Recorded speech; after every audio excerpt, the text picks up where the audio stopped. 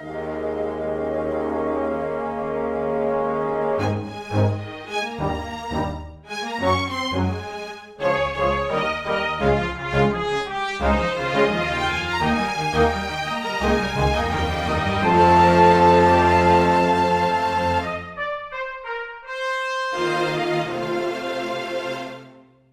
everyone, it is September the 9th of 2020, which means that we forgot about September 11th, because that's the thing that you can do before that day is passed.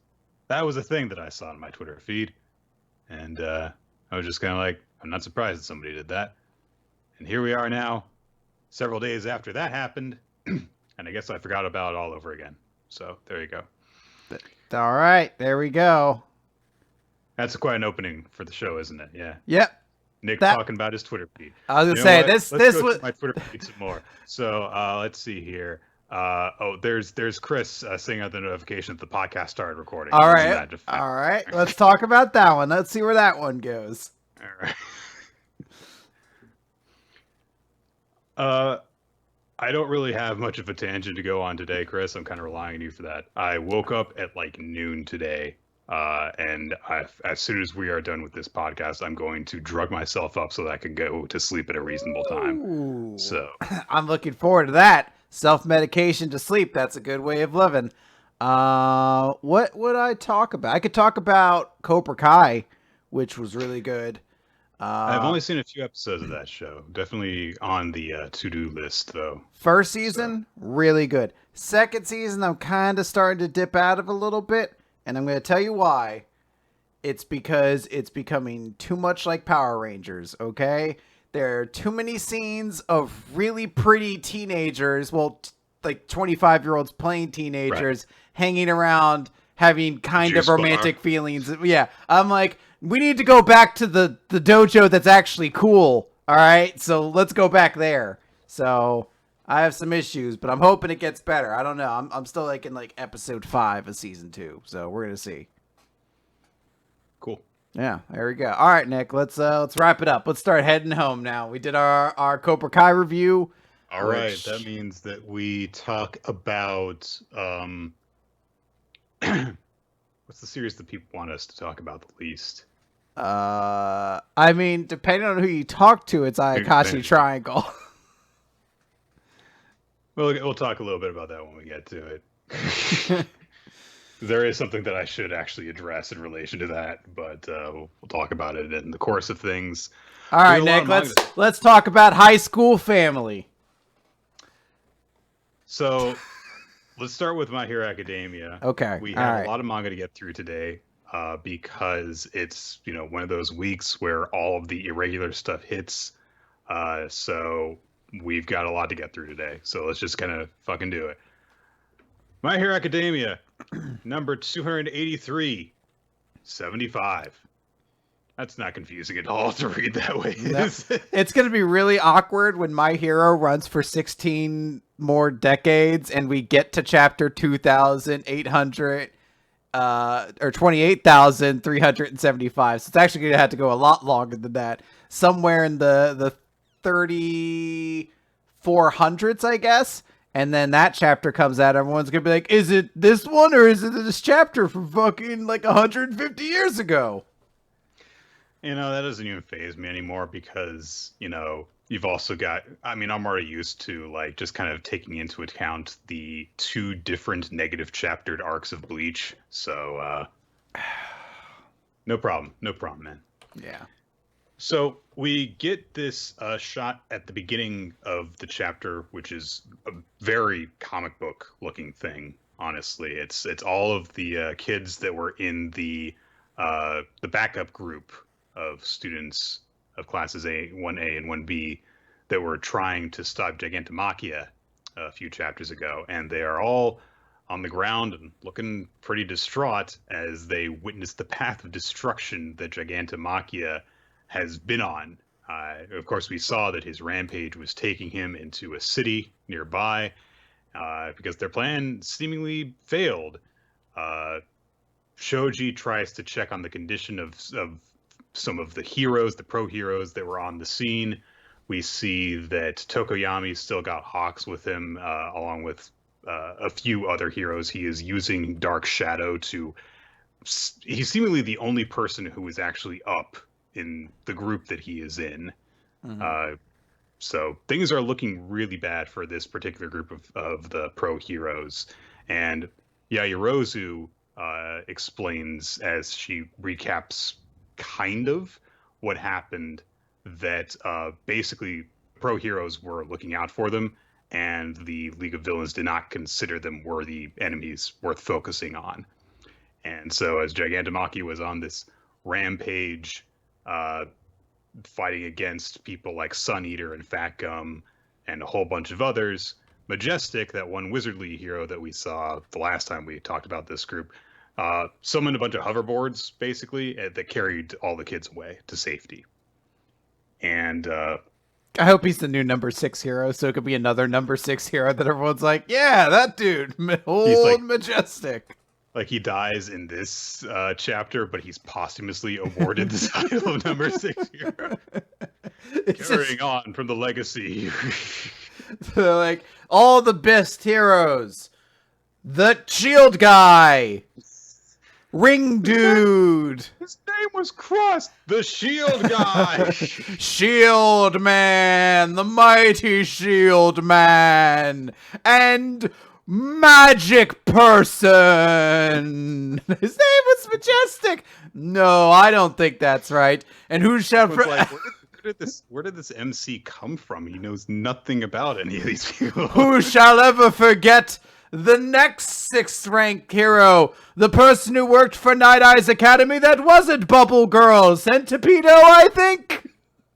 Centipedo! Whatever. Your days are numbered. Is this a threat? But the MC also is just like super familiar with like all the most obscure, never gets put in any fan works characters too. He's like the next number 6 hero, that kid from 1A with the tail. His name's Ojiro, you fuck. More like Oja. Oh no, he's about to be killed. What? No, he's not. Anyway. Who could ever rest in peace, dear sweet Ojabobo? It sounds like a great manga arc. Let's write it. Just keep going. See where this goes. It's like the Control Freak episodes of Teen Titans. They're just like, why are we here? It's like, oh wait, actually, this guy's in control of the situation. This is bad.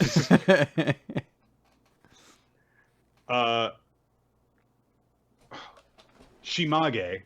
That's how I've been pronouncing her name, and I hope I'm doing that correct because she's been around for a while, so I'm sure that the official pronunciation has popped up somewhere. She points out, hey, we administered a sedative to Gigantomachia. Shouldn't he be unconscious by now? And nobody really has an answer for this. Mineta just starts to freak out, as he is wont to do, where he just points out, like, I mean, have we done the right thing, or did we just make it worse? And of course, things are looking really, really bad as we cut over to that town that Gigantomachia was heading towards, and he is wrecking it while Spinner and Mr. Compress and Toga all ride on his back. And Dobby is there too, and he looks happy as he has ever looked before. He's like, yeah! This is great! Ride around while people die! Yeah! Woo! So, that is happening. Meanwhile, President Mike has handed off Ujiko to the police, finally, and Ujiko's like, Gigantomachia is coming. You nearly got us all, but you fools. Shigaraki woke up and he just got you're all gonna die. And he basically just says, yeah, Shigaraki is going to bring this society crumbling down. As we get over to Shigaraki, who last time neutralized Aizawa. Aizawa, of course, cut off his leg to prevent himself from losing his quirk, but he's not doing so hot, so he's basically unconscious now, which means that he can't neutralize Shigaraki's quirk anymore. Todoroki and Bakugo and Deku and Endeavor are basically the only ones still up and in anything approaching fighting shape. How dare you? Rocklock is there, and he is still looking after Aizawa. he can hold things in place after he touches them. He will be very helpful against the guy who kills everyone he touches. All you have to do is but if he touches him... Yeah, you're right. I guess he's pretty useless to this. The new number 6 hero, Manual! Get up here, Manual! Now, what's your stupid Finn dad? What's your superhero name? Manual. Oh, I thought your name was Manual. You need a better name than that. Oh, look at me. I guess I just went on automatic. Laugh! Laugh or I'll kill you, number 6. I say Endeavor is still in fighting shape, but he's basically gotten to the point where he's overheated. So when Todoroki kind of regroups with the others, he summons some ice and he's like, cool down so that, you can fight more. Meanwhile, Bakugo is pissed off because Deku is basically leaving him in the dust again. After that last exchange, Deku was able to act in a way that Bakugo could not. We see that Aizawa, of course, is really not doing well.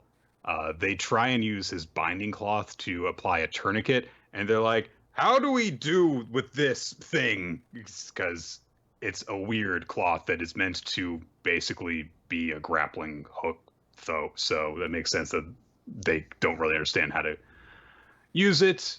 Rocklock tells Deku to run, but Deku is... He looks normal. He's fine. He's okay. Very in control of his emotions right now. It's fine. His tears are steaming up in the air. It's fine. There's blood in his face. He looks like he wants to kill someone. Speaking of which, Shigaraki says, all right, time to die. And then he just starts to, be torn apart. It looks almost like a cut appears just from his shoulder across his abs. And he's like, oh, how did that happen? And he realizes, I've been pushing my body past its limits to keep moving. But it's okay, because I've got a hyper regeneration quirk, so I'll be fine. But then he's like, wait a minute, what's the date today? And so we get their little glimmer of hope, which is that there is this huge epiphany that when Mirko broke the tank and everything that he was in, that 75% completion status was legit. His body has not finished processing all of the changes that were done to it. So he's got all the quirks and stuff, but he's not fully acclimated to them, seemingly. So his regeneration is kind of putting his body back together, even so. And so he's like, well, I've got my quirks now, so I'll just kill everyone right here. And he tries to just touch the ground and disintegrate everyone, but Deku has summoned black whips, and they've coiled around all the heroes that are there as he lifts them up into the sky. And everyone's like, what? We're floating? And Gran Torino realizes that he is using Nana Shimura's natural quirk, Float. So he has unlocked a second one of the One for All user's abilities. And Deku declares as he floats up into the sky and then comes down crashing towards Shigaraki. Up here is where I'll beat you. So this was one of the first chapters of My Hero Academia in like a month or something like that, where I was like, I understood everything that was happening very clearly. So yeah, exactly. So, it's weird. For like a couple months now, in the back of my mind, I've been kind of thinking, I was like, I wonder if they're going to bring up that Deku was supposed to learn the float next or not. And I hadn't said it, and I wish I had, not because this was going to be like some big, I'm sure a lot of people were predicting this was probably going to happen, but for a moment that I could have been like, I was ahead on something in My Hero for once, as opposed to like 7 months later being like, wait a minute, do you think Dobby might be Endeavor's kid? Like, oh, are you starting to pick up vibes? Look, Chris revealed that 5 months ago. I'm starting to get some real inklings. So I love this chapter. I really legitimately thought this was a really good chapter. The art's great. That moment of Shigaraki's like body just exploding and being like, "Huh? Oh, that's okay. I'll just use my hyper regenerator. Wait a minute, what day is today?" And it's such a great little touch that Deku realizes that his body is too much, is the power is too much for him to keep up with. Yeah. Onto a montage of all the times his power has been too much for his body.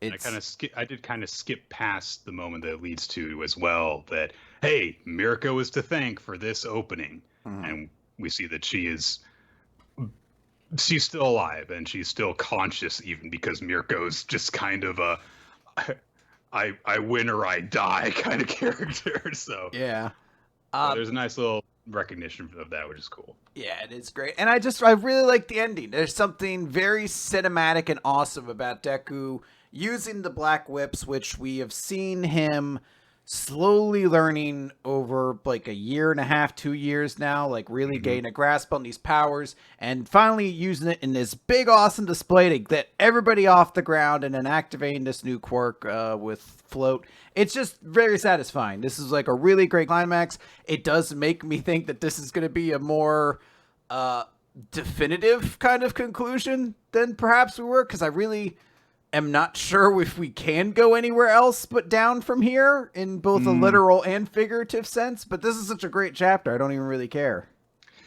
I actually have the opposite conclusion that I drew.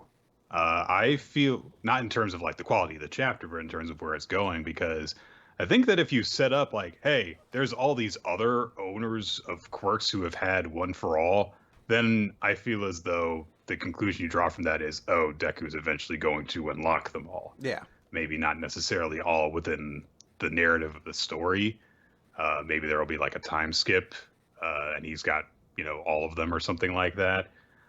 I mean, I am still wondering if this is not the final battle, which I still don't really think it is. But I am definitely in the dark of like, well, where do you go from here? Yeah. Because obviously, they've got to deal with the stuff that is going on, but it does seem as though we're at a point where, like, if one side wins this battle, then that's it. But the League of Villains has been at work for a long time. We've seen them lose multiple times and still come back. That could still happen. And there are still some things that seem to have been teased consistently that seem like they haven't been resolved yet. And I say consistently because there was that whole traitor thing that hasn't been teased in a long time, so forget about that one. But it definitely seems as though there's been that, reminder kind of placed several different times on plot points like the Dabi thing, and that I don't know if there's going to be room in this sequence to resolve them yet. Yeah. But we'll see where it goes. I think that there was something that said that My Hero Academia has probably like less than 5 years, but maybe at least 2 years left in its run. I remember reading that recently. Oda has made me physically immune to any promises that a series is going to end unless it's like, I'm ending this month. But we'll see how it goes. But yeah, it was a good chapter in and of itself. So there's this glimmer of hope in terms of what they're going to do to deal with Shigaraki. Now they got to figure out how to deal with Gigantomachia as well, though.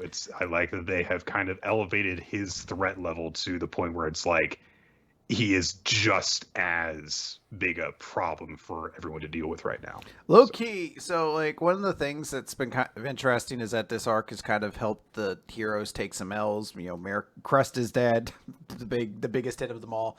Mirko lost an arm. Aizawa had to lose a leg. Gran Torino almost looked like he was murdered. It looks like he's still holding on. Yeah. Hawks has been massacred. It looks like the heroes are taking L's and L's. But the biggest loss of them all is the fact that Gigantomachia is not even remotely inhibited in just destroying these cities. Yeah. He's just barreling through them. So that's more devastating than anything else the heroes can really take. And honestly, that might be where we're going, is there will be this, because every hero in Japan basically is involved in this in some way. If a lot of them get knocked out of commission, even if they take down this Metahuman Liberation Front as a whole, then what are you going to do with all these missing heroes, all these dead heroes, all of these out of commission heroes? Suddenly the entire stability of everything is disrupted, and maybe that'll tie into like the next generation has to step up. So, all right, let's move on to Kaiju number 8, chapter 9. This was an interesting chapter. Guess it's more Attack on Titan than even Nick initially thought. So we see the vice captains, the proctors of the test, arrive on the scene where Kafka took out the big kaiju, and how it exploded when he punched it. And so they're kind of looking around at the body parts and everything. And Ashiro is looking around and is like, what the hell happened here? How does a fight end this way? But then they get word that the examinees are not, they haven't seen the examinees, and then they get word from the base that says, hey, 3 more examinees took shelter in Shelter 6, and Kikoru Shinamiya is among them. So then they're like, that means that everyone's accounted for, so they're all good. Hoshina says to God, I forget what Proctor guy. Yeah, Proctor guy is Hoshina, I think. He calls. I'm trying to remember. It's her, because Mina, that's her name. So he says to Mina, "Hey, what do you think has happened here exactly?" And she's just like, I don't know. We'll need to investigate, basically. And so she asks that an investigations unit and a disposable unit be put on the scene, and that they'll exterminate all the remaining Hoju, basically. Hoshina, however, is thinking to himself as he's looking on the scene that this is just like 3 months ago, on the day that Kaiju number 8 appeared. We found a Kaiju corpse neutralized by an unknown entity that was just as mangled as this one. I bet they're linked somehow. It's not that big of a stretch to say that. You know? Yeah. I'm sure that like a lot of people at the scene are quietly having that thought. They're just not being nearly so dramatic about it. What? Another kaiju corpse mangled in exactly the same way as one a few months ago showed up? I wonder if they're related. Come on. Like, no. You gotta put some gravitas to it, or no one will take you seriously. You're gonna look like an idiot. Stare off in the middle distance. Get some steam rolling in. And really, really mull it around. Really emphasize that they're linked. Like, don't say they're linked. Linked. Yeah. Here, you give me some narration for this, Chris. I was like, all right. Dusty evening. There's dilapidated, destroyed buildings everywhere, but you're perfectly in the silhouette of those carcasses, the spiraling destruction all around you, the devastation there, a little small twinkle in the sky, almost like a thought darting across the sky. Everything around here has been destroyed in exactly the way it was destroyed in that other location 3 months ago. I wonder if they're related somehow. Okay, now there's a clown there. He's really he's really hamming it up.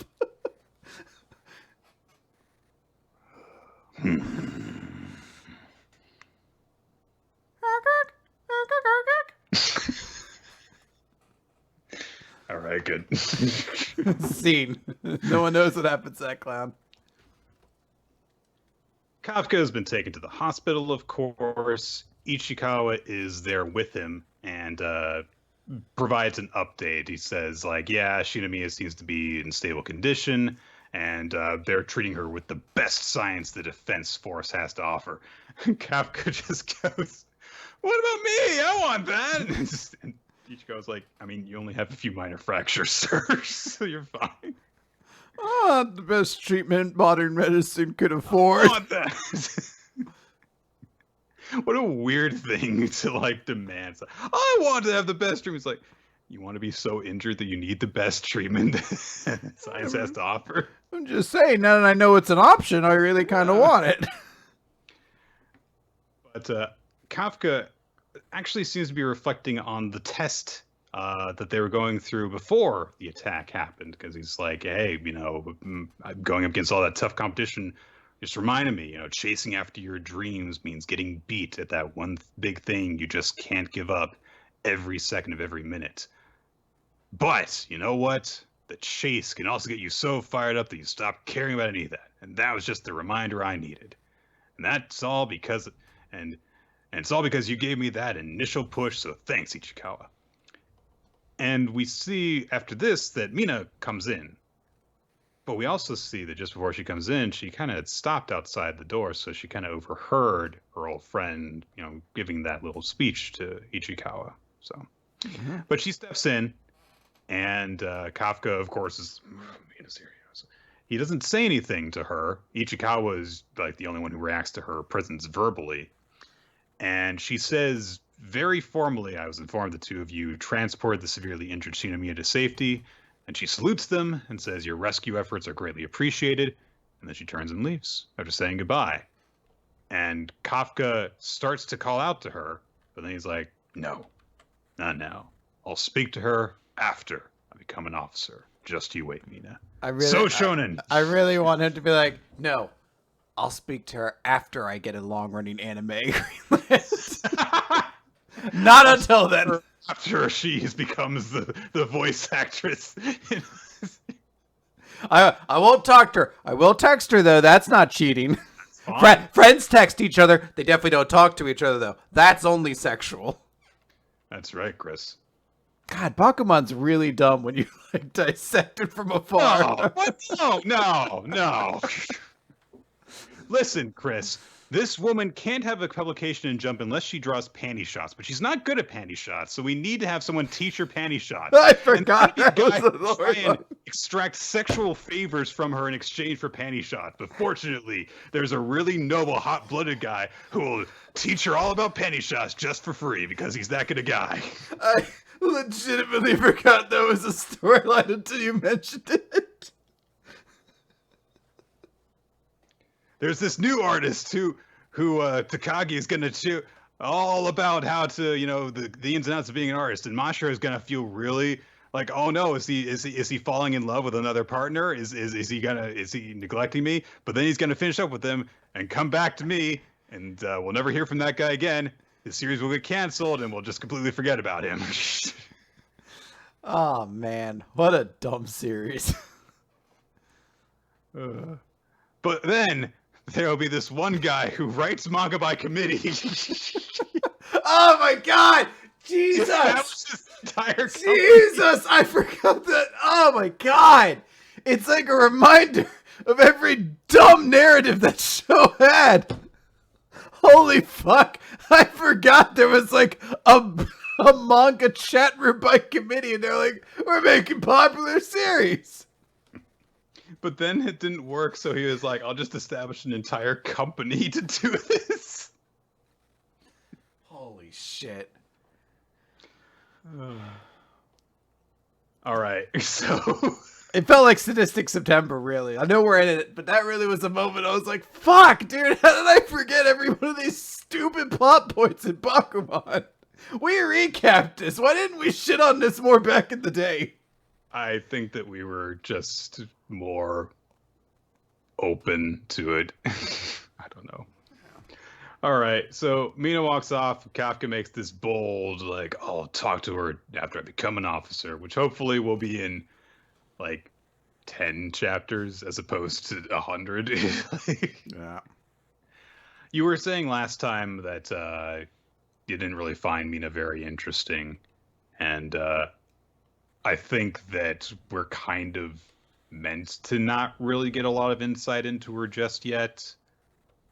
Kind of like to reflect this distance that exists between her and Kafka as it is right now.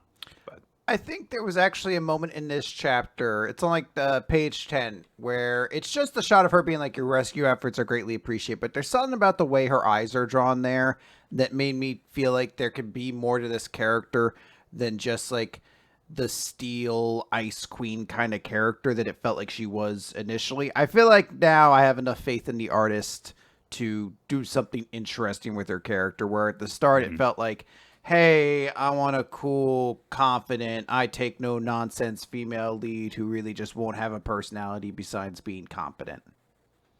And I do appreciate that, like I mentioned before, that one little moment of her just kind of like waiting outside the room Mhm. to not interrupt the point Kafka's making, because like it's not like some huge thing that's like, oh, she's listening to this.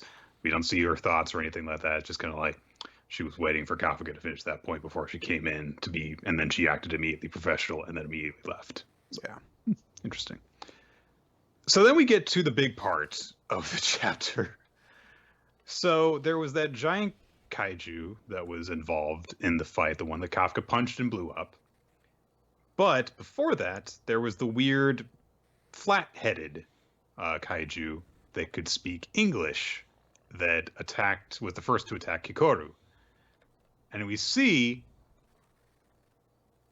that kaiju is in a toilet stall listening to a news report about the attack on a phone. And when he hears that there were 0 fatalities, he was like, wait, what? What? How were there 0 fatalities? But then he gets a call on the phone, and he has the very odd reaction of like, I'm pretty sure you answer a phone like this. And so he answers it, and it's a call from his boss, and who's like, where the hell are you? Your break's over and all this. And he's like, all right, all right, all right, all right, all right.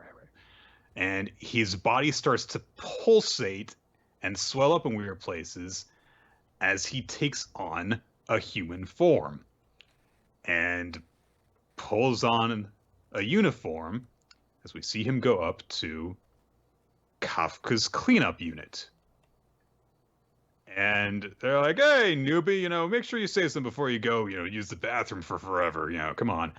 And he joins them. And as they turn their backs on him, his body pulsates a little bit around his neck, which starts to rock back and forth. And he says to himself, oh, can't go losing my head now. I like to think that it's self-aware of the pun, like it's a little bit of like a wacky monster. So yeah, like he was like in the bathroom and he read the news report and he's like, looks like this one's really gone down the shitter. And he looks around for someone to high five, but there's no one around, so he's sad, and that's why he lashes out and destroys people.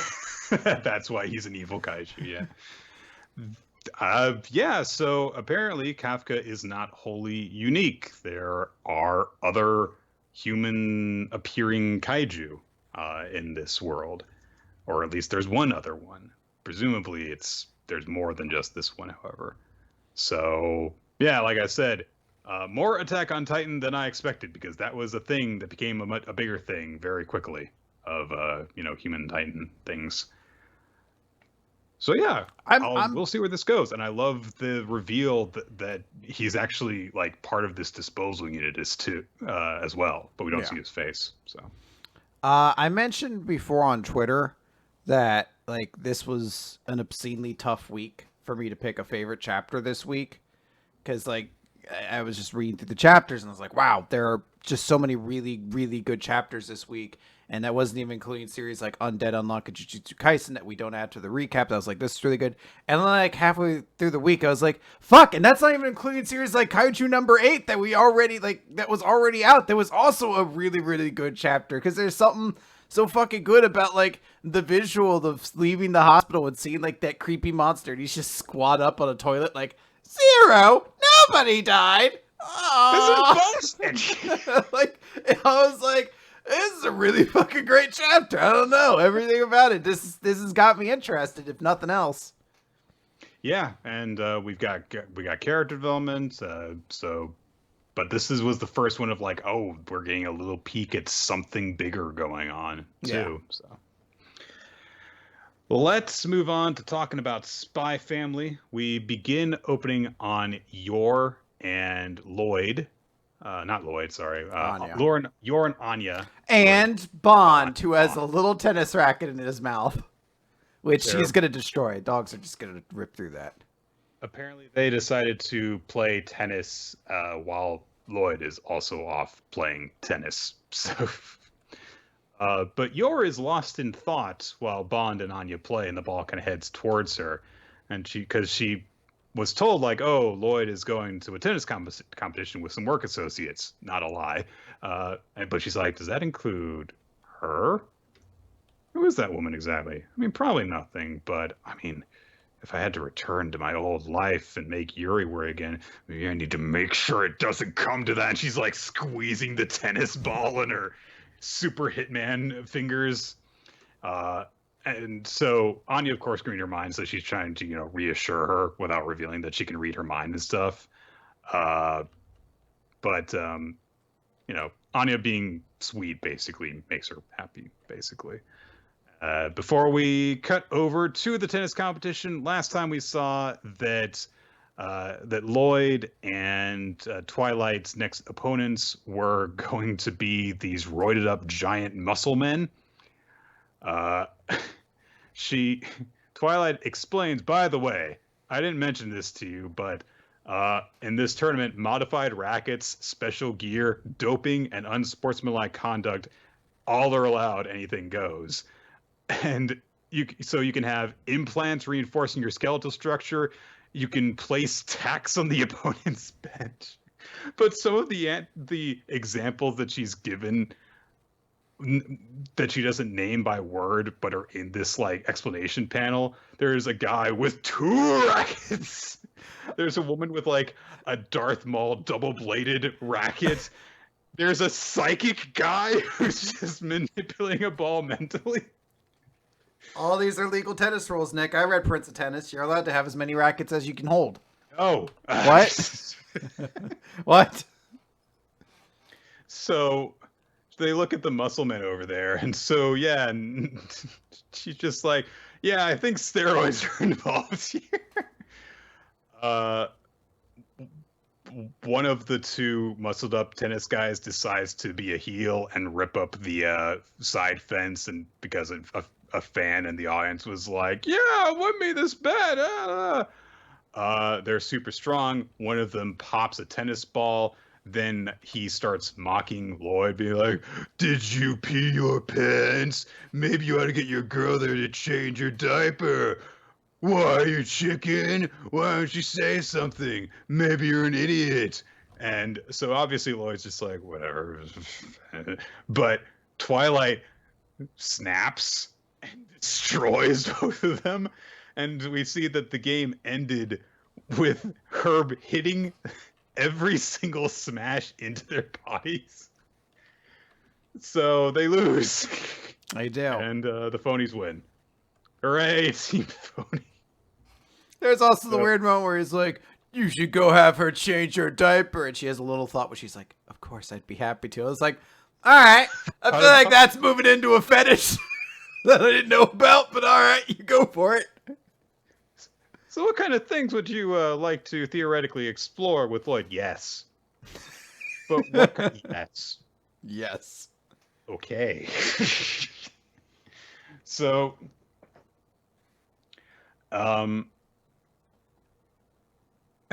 Lloyd says, did you really need to hit them with every single smash? And she says, my hand slipped. A bunch of times. Like 48 times, I guess. But okay.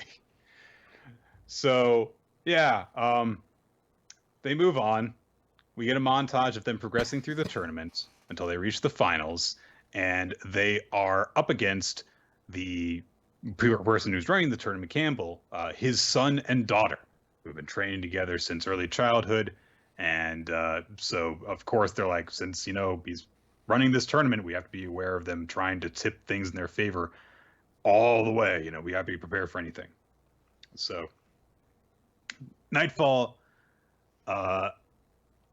is like, okay, we made it through the finals. I'm sure it'll be easy. But Lloyd says he grabs her hand. And so, of course, immediately Natalia is like, my heart's not ready. Oh, my gosh. But Lloyd just tells her, hey, look, your hand is super bruised. You need to reel it in. And if you go into this thing, it's going to be easy, then, it might bite you. So, I know you're eager to finish this mission and accomplish it, but you've got to control your emotions and, hold on. But, of course, Natalia's not willing to hear it. She just says, we don't have time to waste. This is going to be exactly as easy as I think it is. But Lloyd just tells her, I've heard the same thing from a lot of dead comrades. When a spy loses their cool, they usually lose their life as well. How many times do I have to teach you that? But Natalia, is kind of like gives a non-committal answer, but she's like, but didn't you also teach me that spies are expendable? And look how you fret over me. What a dirty little hypocrite you are. Okay. But then she realizes that her hands are trembling and tingling, and they realize, wait a minute, odorless, non-lethal chemical agents being pumped into this room because it's legal. The door is locked. They can't get inside. Lloyd immediately realizes, we could get through the door, but there's going to be a guard station outside, and if we demonstrate we can do that, then our cover will be blown. So we have to pretend that we're just normal people who've been caught in this trap. So they are like, okay, we'll try and reduce the damage. We'll cover as much of our skin as possible. We'll get into these lockers and stuff like that. Nothing for a super spy. We'll just hold our breath for 10 minutes. It's cool. It's fine. They come out for the match. We see that basically the Campbells have been holding back the entire tournament so that the Phonies will also reach the finals. Everyone will bet on them. And then when the Campbells win, then Campbell himself will be able to collect a whole bunch of winnings from that because everyone will bet the other way. So the match begins. We immediately see that the Campbells have super rackets with rockets on because that makes a tennis racket work better, of course. Natalia is able to return the ball, but it goes out. So they're like, oh boy. I do like one of the things that Carol, the male sibling, says about his racket, which is, hey, don't think of this as cheating. It took a lot of practice to learn how to use this thing. He makes a good point. It's like, this would actually kind of be like learning a whole new sport if you have to physically remember how to manage a rocket-powered fucking tennis racket. It could kill you. And his sister, Kim, her racket has like an extendo whip thing, which I kind of had a little moment when she used it where I was just like, hang on, no, not how, no. I'm just like, it's a spy cartoon series, Nick. It's okay. It's not meant to be. It can't hurt you. Seriously, it's okay. It's not Prince of Tennis.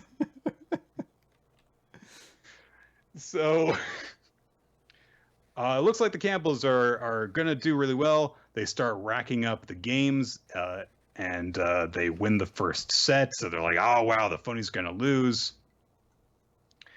Natalia kind of clenches, towels her face off. Lloyd clenches his fist, and they're like, all right, here we go. Rocket serve from Carol Campbell, and Lloyd returns it, and then Natalia basically gets the smash in, and so they get a break point. And they're like, well, okay, everyone gets lucky sometimes, but it turns out that they're making their comeback. We don't really see exactly why. I think that the idea was they were waiting for the nerve gas to wear off before they started really pushing themselves, but we don't actually get that literally confirmed from any dialogue. But just as it looks like they're going to, turn things around, they've won 3 games in a row in the second set. Suddenly the ground starts to shift, and it turns out that there are panels all across the court in 36 distinct panels. And so they can manipulate the court on the fly in order to force the Campbell's opponents to lose. But Lloyd's just like, I'm not going to lose to this. Watch my back, Natalia. And Natalia says, that's the Twilight who won my heart, the one I can't stop chasing, the Twilight I want on my side, the one who turned my respect into love, the Twilight whose dreams became my dreams. What I'm saying is, and she says aloud, you and I will crush them together. But of course, in her mind, she's going, I love you! Yes, and that's she where does. the chapter is. So. All right, I'm ready. So, What's up? Part 2 of a trilogy of chapters, I would assume here. Yeah, So. I'm kind of ready for this one to wrap up. There's only so many jokes you can pull off with Nightfall. Yeah, it really is hammering in the "I love you" thing to the point where it doesn't feel particularly hilarious anymore. I need some time away for her before I can go back to this joke. It feels like. And unfortunately, the focus on this tournament also takes us away from the best characters in the series, Anya and Bond. So They are the best. I do really enjoy the joke though that she was annoyed at the two muscle guys, so she literally got the game because she just nailed all of them with a shot every single time. Like, that's an amusing gag. the first 10 pages of this chapter are where it's at its best because you just get the beginnings of those jokes. And also, of course, you get the conversation between Yor and Anya. And it's nice to see this little bit of insight into Yor that it's not that she is jealous of Nephalia because, she'll steal my man away. She thinks like, if she interferes with this, then it's going to be back where I was before. So that's what she is thinking about in this moment. And that's my favorite part of the chapter is just those like first 2 or 3 pages, honestly. But we do kind of stick with the tennis tournament for a while, and it's not as good as some of the other jokes we've seen from this series. Yeah. So let's move on to, I forget what's next. It's World Trigger, Nick. World Trigger. Oh, yes, we are moving things around. We're continuing to adjust.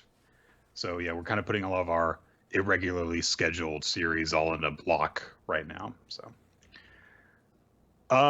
last time on World Trigger, Last time on World Trigger. Osamu and Yuma were being taken to meet someone, but they don't know who that is still at the beginning of this chapter. Jin didn't tell them, even off panel. We see a car arrive, and Shinoda is there, Director Shinoda, and Assistant Director Sawamura, and some girl in a dress. And so like, hey, nice to meet you. And Yotaro comes running out, and he greets the girl as Ruka. And they embrace. They're really happy to see each other. She's talking about, oh, you've grown up again. And Yotaro says, they say I'm gonna experience rapid growth soon. I didn't know that Yotaro mispronounced words like a little kid. Maybe it's something he's putting on. I always kind of took that he was a lot more of a smart aleck kid than anything. Whatever. Maybe that's why he's putting it on. Who knows? So, this girl is introduced as Ruka Shinoda, Yotaro's sister. So she's like, oh, yeah, nice to meet you guys. Yotaro tells me that you're really good. But Osamu says, like, wait a minute, Shinoda, but she's Yotaro's sister, but what? So he's putting it together. Was like, wait a minute, that doesn't really make sense. So, but they're like, it's kind of a long story, but we do get to that long story in this month. So Ruka says, like, hey, Border's gotten as big as it has because of me and Yotaro's existence and Karasawa's hard work. And they're like, what, Mr. Karasawa? That one guy? And they're wondering what the hell Ruka is there for and stuff. And then basically Ruka goes off to do stuff. They drive off, scene change. They go and see Cronin, the weird facial hair guy. And she's like, oh, Ms. Ruka, you're here early. Hey, what's going on? They catch up a little bit. And then Yotaro says, Cronin, let's show Ruka our new move. And he's like, I mean, she'll get mad at me. Yeah, but we won't be able to do it when I get bigger. Okay, I guess we'll do it. And so the move is that Cronin gets on his back and does bicycle kicks in the air, juggling Yotaro, who immediately falls directly on his head. But then he's like, but it's just a try-on body, so I'm fine. That has to be a pretty horrifying scene if you watch someone juggle like your kid brother with their feet, and then they land on the head. Skull. But I do really like the delivery because he just goes, ow. But it's a try-on body, so I'm okay. I give you permission to laugh at my pain, basically. So obviously Ruka is very upset. Said, no, don't do this. And she's kind of upset with Yotaro. She kind of escorts him off. And then Osamu's finally like, so are they actually siblings? But wait, because she's 16, so she can't be your daughter. She can't be Shinoda's daughter because that would be too young. And so, yes, basically, Ruka and Yotaro's parents were acquaintances of ours that died dealing with neighbor business. So Ruka inherited all they left behind. So now we are saying that Shinoda and I are actually their relatives, so the border will look after them.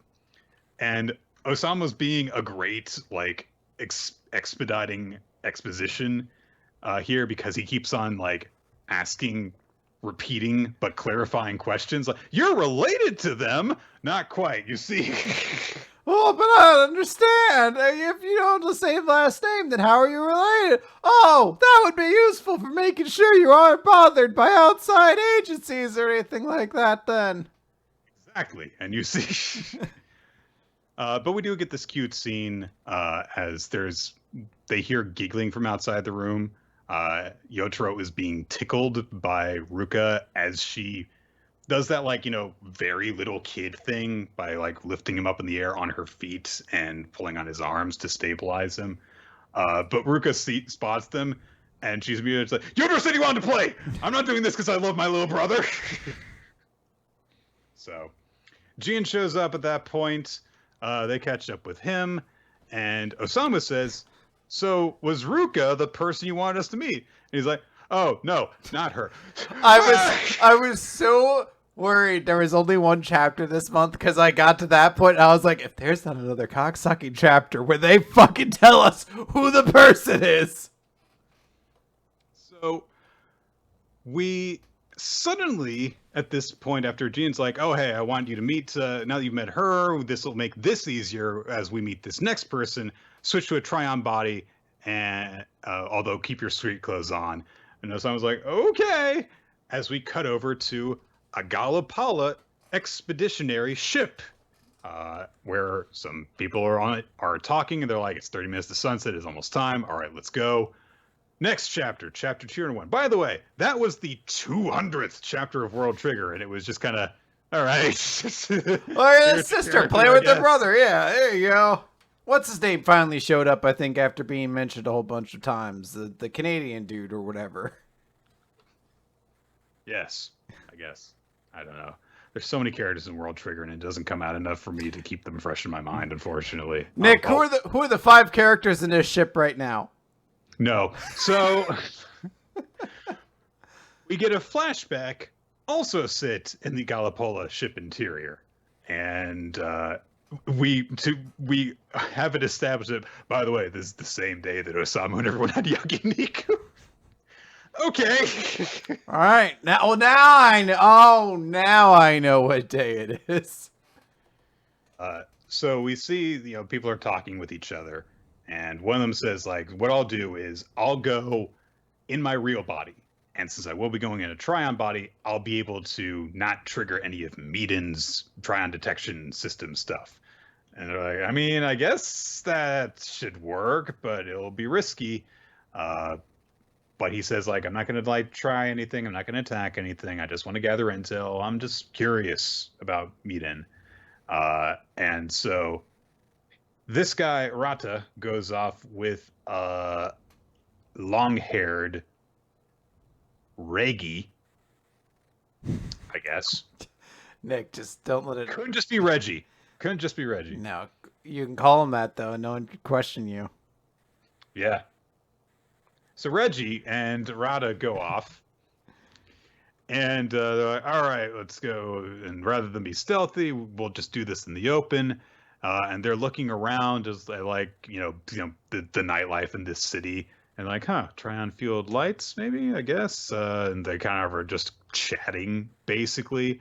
But Reggie says, if we fail to do a darn thing to slow down Miden's plans, we're going to get an earful about it from Autocrator. And Rada says, You're not wrong. So that's what's going on. That's the stakes that they're dealing with right now. Is that Dr. Kotor is going to be mad at them if they don't do something to affect Earth. So they're looking around, and all of a sudden, Yotaro shows up. He's riding around on Hachimaru, and he's snacking on something, and everyone's like, it's him. And Yotaro just like, Jin, I found them. And Jin shows up, and God, what's the scruffy guy's name? I forget. Tamakomatsu's glasses guy. Just call him Hughes. Maze Hughes. Rindo? Is that his name? Someone's saying Karasuma. Are you sure it's Karasuma? No, Karasuma's Scruffy Hottie. Yeah. This guy's Rindo, isn't it? Director Rindo? Oh. I'm gonna type Director Rindo. So, all right, well, I just got random people. Wait, hold on. Yeah, no, it's Director Rindo. I got the name. I got the name and then struggled on his title. I was like, you know who I mean. So, Gene and Rindo show up, and Gene's just like, hey, would you like some snacks? So, Yuma and Osamu are both shocked by this. And when they hear that they're from Galapala, they, of course, remember that one super black darkness guy that's been captured with the really big black horns thing that they stuck in the drone. I forget his name, but fuck him. Enadora. He's kind of an asshole. Enadora! Come on. Everyone remembers Enadora. They're like, so Enadora was the one who told us that, hey, if anyone comes here, they're either going to be from Galapala or Rhodochrone. So they recognize the name as a result of that. So Gene's like, basically, if we were to have ignored Galapala, then they could have interfered in our upcoming plans. So we'd actually been waiting for a chance to make contact with them. And we see that, sure enough, they just took Rada and Reggie and just kind of, went and chilled out at some park benches somewhere.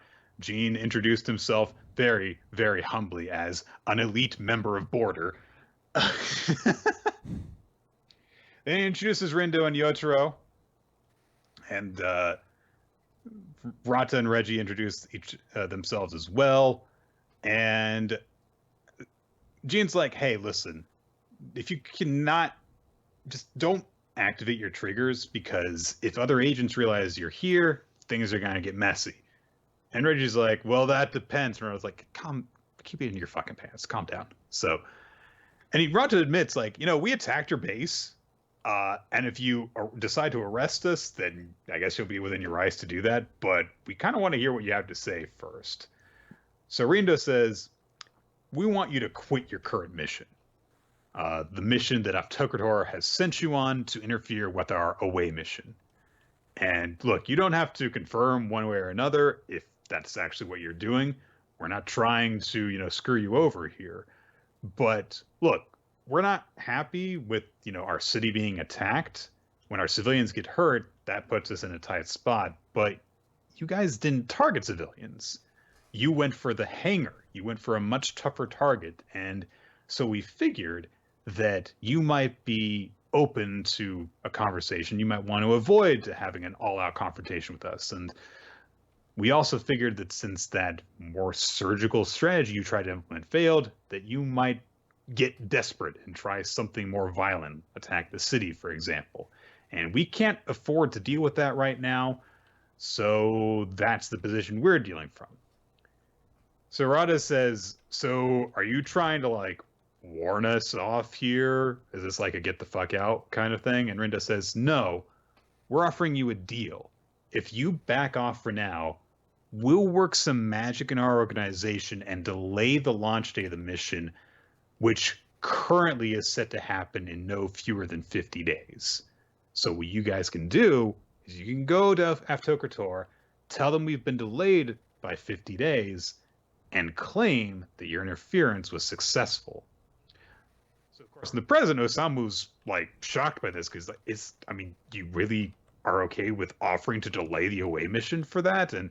And Gene tells him, all the stuff we would have had to deal with, it was going to be 2 months for us to do this anyway. So, but Yuma's like, oh, okay, so you basically bluffed. And like, yeah, basically. So Rod is obviously a bit skeptical, especially, and as Reggie puts it, so what? We get to do nothing and just go home and say, yeah, mission accomplished. And Rindo's like, well, depending on how you interfered, we could have ended up being delayed by way more than that. Plus, we're trying to avoid civilian casualties. And hey, one more thing I want to add to this. That big old base we call border headquarters is one matter, but those of us over at Borders Tamakoma branch, we're hoping to form friendly relations with your world, if at all possible. So, I mean, yeah, hey, maybe that sounds too good to be true. Okay, one more. So, there is a chance that, like Galapolo, Tokudar's other vassal states will attack us, and we want information on them. So Rada flat out says, like, you're basically asking us to betray them. And Reggie's like, and why should we? And hey, you can just interrogate that POW you've got and be done with it. Referring to, oh gosh, I'm completely blanking on his name. Fuck. Cool guy. He's actually Hughes. Yeah. Like Hughes say, but it's Hughes. So they go over that, and but Jin just says like, yeah, he's like honor bound or something. He won't tell us anything, and we've got another source of information, but he's kind of a psycho and unreliable. So. It's kind of an enormous dick basket. I can't say that part out loud so much, but I mean he is. And Rindo brings up like, we're trying to send our heavy hitters on this away mission, but when we're doing that, our defenses are going to be lighter. What if we're attacked while that happens? What if they go after civilians? And so that's why having this information would be a really big help for us. So Rod is just kind of like, that makes sense. I can't decide to do that unilaterally. I'll have to go and talk to my captain about this. Rindo's like, all right, anything else you'd like to know while we're here? I will answer to the best of my abilities. And so Rod is like, okay. How did you and your people obtain a mother trigger? And then the president was like, a mother trigger? Wait a minute. Isn't that the thing that creates planets in the neighborhood? And Rod is like, hey, Miden didn't possess that huge-ass base of yours up until a few years ago. And you've built up, in the meantime, all this weaponry and resources, the hangar that we attacked last time. Deep underneath it, there was this massive Trion signature, so I'm guessing that was a mother trigger. So the growth you've experienced in recent years must be as a result of that. How did you get that? And Rindo says, all right, I can answer that. Yeah, we got a mother trigger a few years ago, and that was when the organization really started growing. Those of us already in Border had been active before then, but more on the down low. We were a smaller group as opposed to now. And he actually gives some lore insight as well. And he's like, hey, look, see here, the border thing, there's these 3 dots over it. Those 3 circles are allied nations on your side. And one of them is Aristera. I'm going to pronounce it that way. I am wrong. I'm just going to say I am probably wrong. But Rada and Reggie are shocked to hear this name. And Rido says, yeah, it was destroyed in a war just over 5 years ago. The royal family there had held a mother trigger for generations. It was thought lost. However, amidst the chaos, the mother trigger secretly passed to the remaining royals. The young princess, still a child, and the newborn prince. As their planet was destroyed, they escaped to our world, and Border helped them. You get it now? And so Rada has come to this big epiphany. He's like, you're saying that it's a safe haven for Aristeran royal refugees? And that's how you can control the mother trigger. And Rindo's like, yep. Also, that Aristeran prince, the baby, that's this guy. And Yotaro says, in the most beautiful, like, very world trigger way, sup, I'm a prince. That's how I would say it. And yeah, that's the point we end on, is that Yotaro and this girl we were just introduced to, Ruka, yeah, they're freaking neighbor royalty. So, and we still don't know who they're going to meet.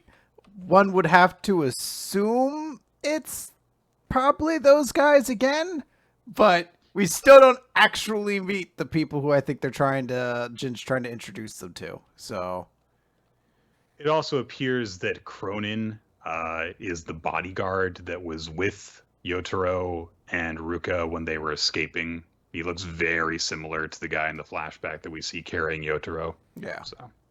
Yeah, it's a pretty big twist. I do like it. I like the world building. It's one of those chapters that, again, makes me really sad that World Trigger is a monthly series, because it's one of those ones where, like, pacing-wise, I'd really like to just be very quickly able to read the next chapter, but, very likely not until next month, and potentially worse if, Ashihara's health isn't great. So it is like a really exciting chapter, but it's also one that's going to make me very hungry to find out where this is kind of going. And it doesn't help that World Trigger's pace is very much its own, where it's like, we'll get there when we get there. We might do a couple more rank wars matches just for funsies. Yeah. I imagine I can definitely see people saying, like, you should do a WMR Lives about this, because it's a very talky chapter, but it's actually an interesting story, but an interesting conversation that happens, because you can kind of see, like, yeah, I mean, like, Rinda's just, like, laying everything out and kind of, like, letting this guy make a decision. So, yeah. It's the second chapter I like a lot more than the first one, but the first one is definitely necessary to get to this one, obviously. So, yeah. All right, Nick, we're gonna move on then to Eden Zero, and I will note that prior to recording this episode, Crunchyroll had not come out with a chapter. Like, it was there, but you couldn't access it through anything. So I had to download the chapter through Comixology. So I had to pay for this chapter twice, which is probably going to add to part of the reason why I am not happy with this chapter in one bit. So let's talk about chapter 109 of Eden Zero, Red Cave. Stupid robot bitch is there, and she has to use a cord. That's really the only thing that's fucking interesting about her. She has to manually plug Cyborg in that one future episode of Teen Titans. Yeah. Which was a sad episode. This is just stupid and dumb. She's like, you got to go through this doorway, because the thing that you need is in there. The treasure and the beacon are two separate things. So, there's that. But she gets like a foreboding thing. She's like, but I can't guarantee you'll come out alive. Such as powers up our shonen heroes. They go through the door, and it gets kind of hot. And whoa, Nick, wait a minute. But Red Cave was a beautiful ocean planet. But they said it was a fire planet. Is this the fire planet part of it? Nick, evidently. Are planets hot in the middle? News to me. Anyway. That doesn't make sense. You can't just go straight from ocean world to fire world like in Mario. This is bullshit. So Homura gets really hot, and she's like, no, I don't care. This is just more train. It's not hot to me at all. And then they literally reach a point where there's just a giant raging inferno in front of them, basically like kind of covering the walls. And she tries to go through it and basically just passes out. Rebecca's like, oh no. And then her swimsuit catches fire somehow. And she's like, eek, my swimsuit. And then everyone else is like, this is too hot. So Shiki's like, you know what? I'm just going to use gravity power and shoot straight through it. And they're like, yeah, that's right. With your gravity power, you could just go through. Oh my God, the fire is following him. They're like, wait, no, that's not fire. That's magma. And I guess Shiki just like, I don't know, he does like a fucking U-turn, like in fucking Star Fox, but you don't see it. Try just does a U-turn. Yeah. And he just does that little whoop-de-whoop thing, and they all leave defeated. And we get a shot of Homura's butt, and they're like, wow, what are we going to do? And Weiss is like, what about the 4 shining stars? And she's like, how dare you? He's like, no, I'm not talking about the useful ones. that actually was kind of a funny moment. It's like, what if we had the 4 shining stars? It's like, how fucking dare you? No, the robot ones. The good ones. Which gives a whole explanation like, hey, none of us would be able to survive it. Without Ziggy level armor, you couldn't. Stupid robots, like, yeah, he came and obtained the beacon like 15 years ago. So what could we do? And Weiss is like, what if we use Witch? She can use water ether. And Witch is like, or not witch, sister. Sorry, sister is like, no, we can't do that. But witch has a plan. But she had to go back to Blue Garden, and they're like, Blue Garden, wasn't that really far away? And then Rebecca's like, yeah, but we can fast travel, which kind of takes a lot of the intensity and adventure out of like the previous 2 chapters. So back at Blue Garden at the Scheherazade Theater, there's a big stupid play about 2 people who will have love, and it falls apart, but it's a promise. So maybe this is meant to be symbolic of the Nadia thing that maybe we'll find out more about. But anyways, I guess Witch just watches the whole fucking play while her friends are potentially dying. And then she goes backstage with Jin and Clean, and she's like, aha, it's you, the water guy from the Elemental 4. Laguna. Yeah. I know. I just want to call him the water dude because this was like a very limp dick reveal when we only met him like 3 months ago. Like, this isn't like, holy shit, Laguna's back. Like, oh, I remember you. You were like 2 months ago. It was very, very awkwardly timed return for him. It really seems as though like this only happened. The only reason he ever went away is because they didn't want him around for the big Ziggy thing. Mm-hmm. That's literally the only thing that he wasn't around for in the time since the previous arc. And they've had Jean and his sister around the entire time. So, yeah, it was very oddly done. I kind of thought that she was going to go and get Amira. Yeah. But no, they've got another person from their history who can disguise themselves, right? The only thing that I really have to say about this is 2 things. One, I really hate Nadia's whole gimmick, which is, I'm an old model, sorry. Mm-hmm. Like, that's just kind of one of those lazy character writing things that Hero does a whole lot, it seems like, is when there's not a lot of character to they just have a catchphrase instead, basically. But also positively, Scheherazade. It's a nice name for a theater. So. Yeah, it's very fitting. Yeah. You stay at the theater for 1,000 tales and then are robbed in your sleep. Is that what she did? I thought she just like wasn't it made the guy fall in love with her. I thought it was because they were gonna have to consummate, so she told like 1,000 tales.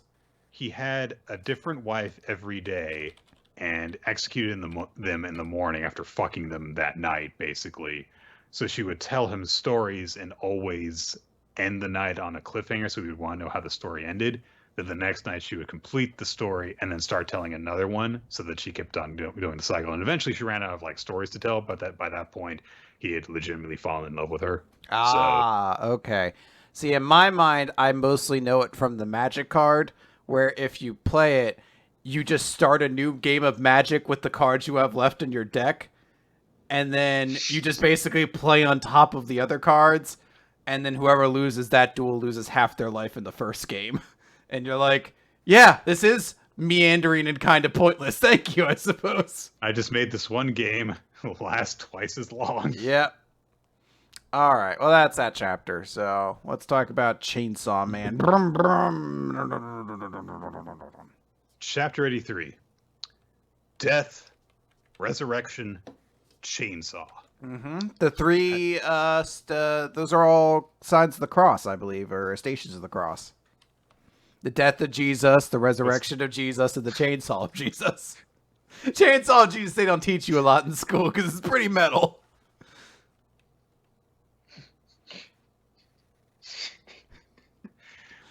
The life, death, resurrection, and chainsaw of our Savior Jesus Christ. They go up for Holy Communion, you like get communion, and then when you take it, you go off to the side, you eat it, and then you chainsaw your way through a log, and then you pick up that log and you carry it back to your pew with you. I was like, man, Catholic Mass is a lot more metal than I remember. That kid's 6, he shouldn't be using a chainsaw, but he is. The Holy Sacrament of Chainsaw? You had to get to it at one point. Rev this chainsaw, it is my arm.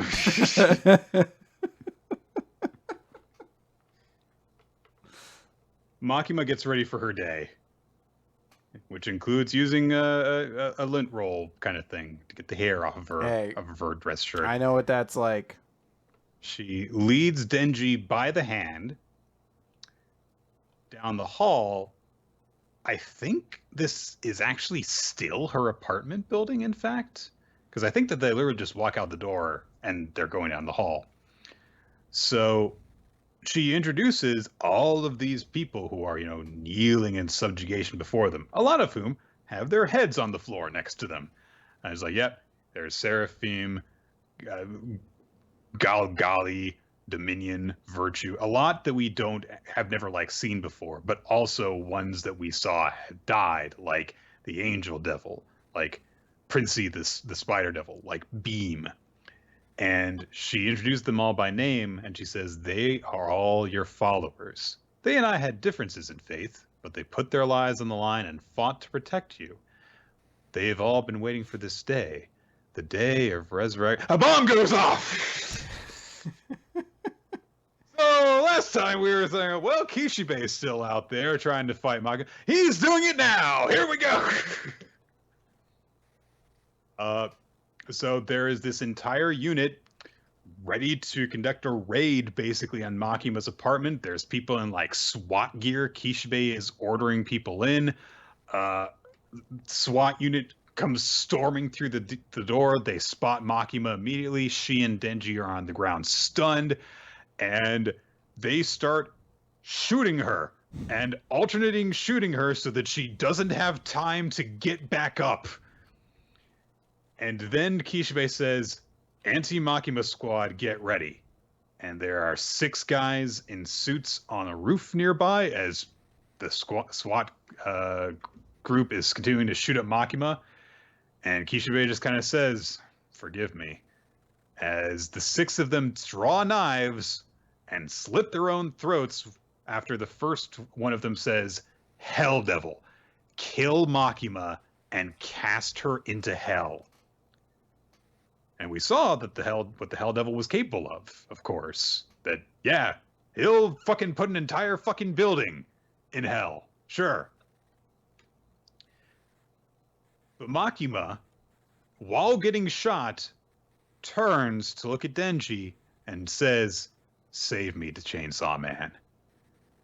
And, well, Denji's eyes widen. His own entrails come sprouting out of his stomach and wrap around his neck like a scarf. What verb was that? Sprouting? Sprouting. I love that verb. That is a great word. Pretty sure I got it from Animorphs. Anyway, as the last of the sacrifices for the Hell Devil dies, he says, it's up to you, Hell Devil. And I don't think we actually saw the Hell Devil before, did we? Certainly not like this giant flaming centaur, no. That's basically what it is. Yes, it's this demon centaur thing who spots the hole in the apartment while fire is wafting off of his body. Denji stands up with the entrails wrapped around his neck because apparently he's reaching his 3rd form evolution.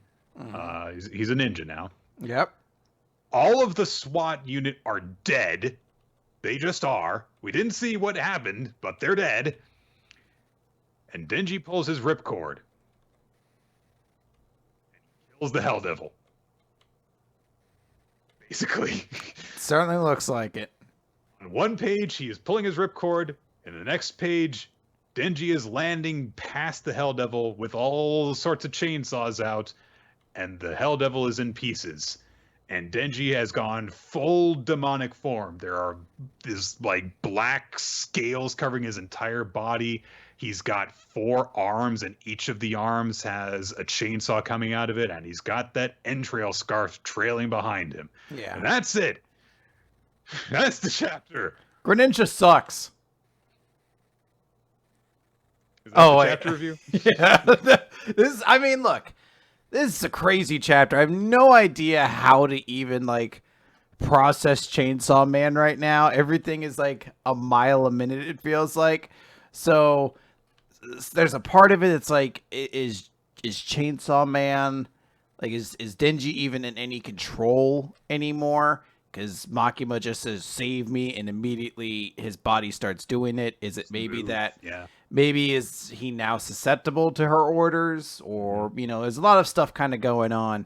And it's just bonkers. Like, the Hell Devil shows up and looks like he gets immediately destroyed. So, I don't know. It's very cool, though. It's very huge. It's bonkers.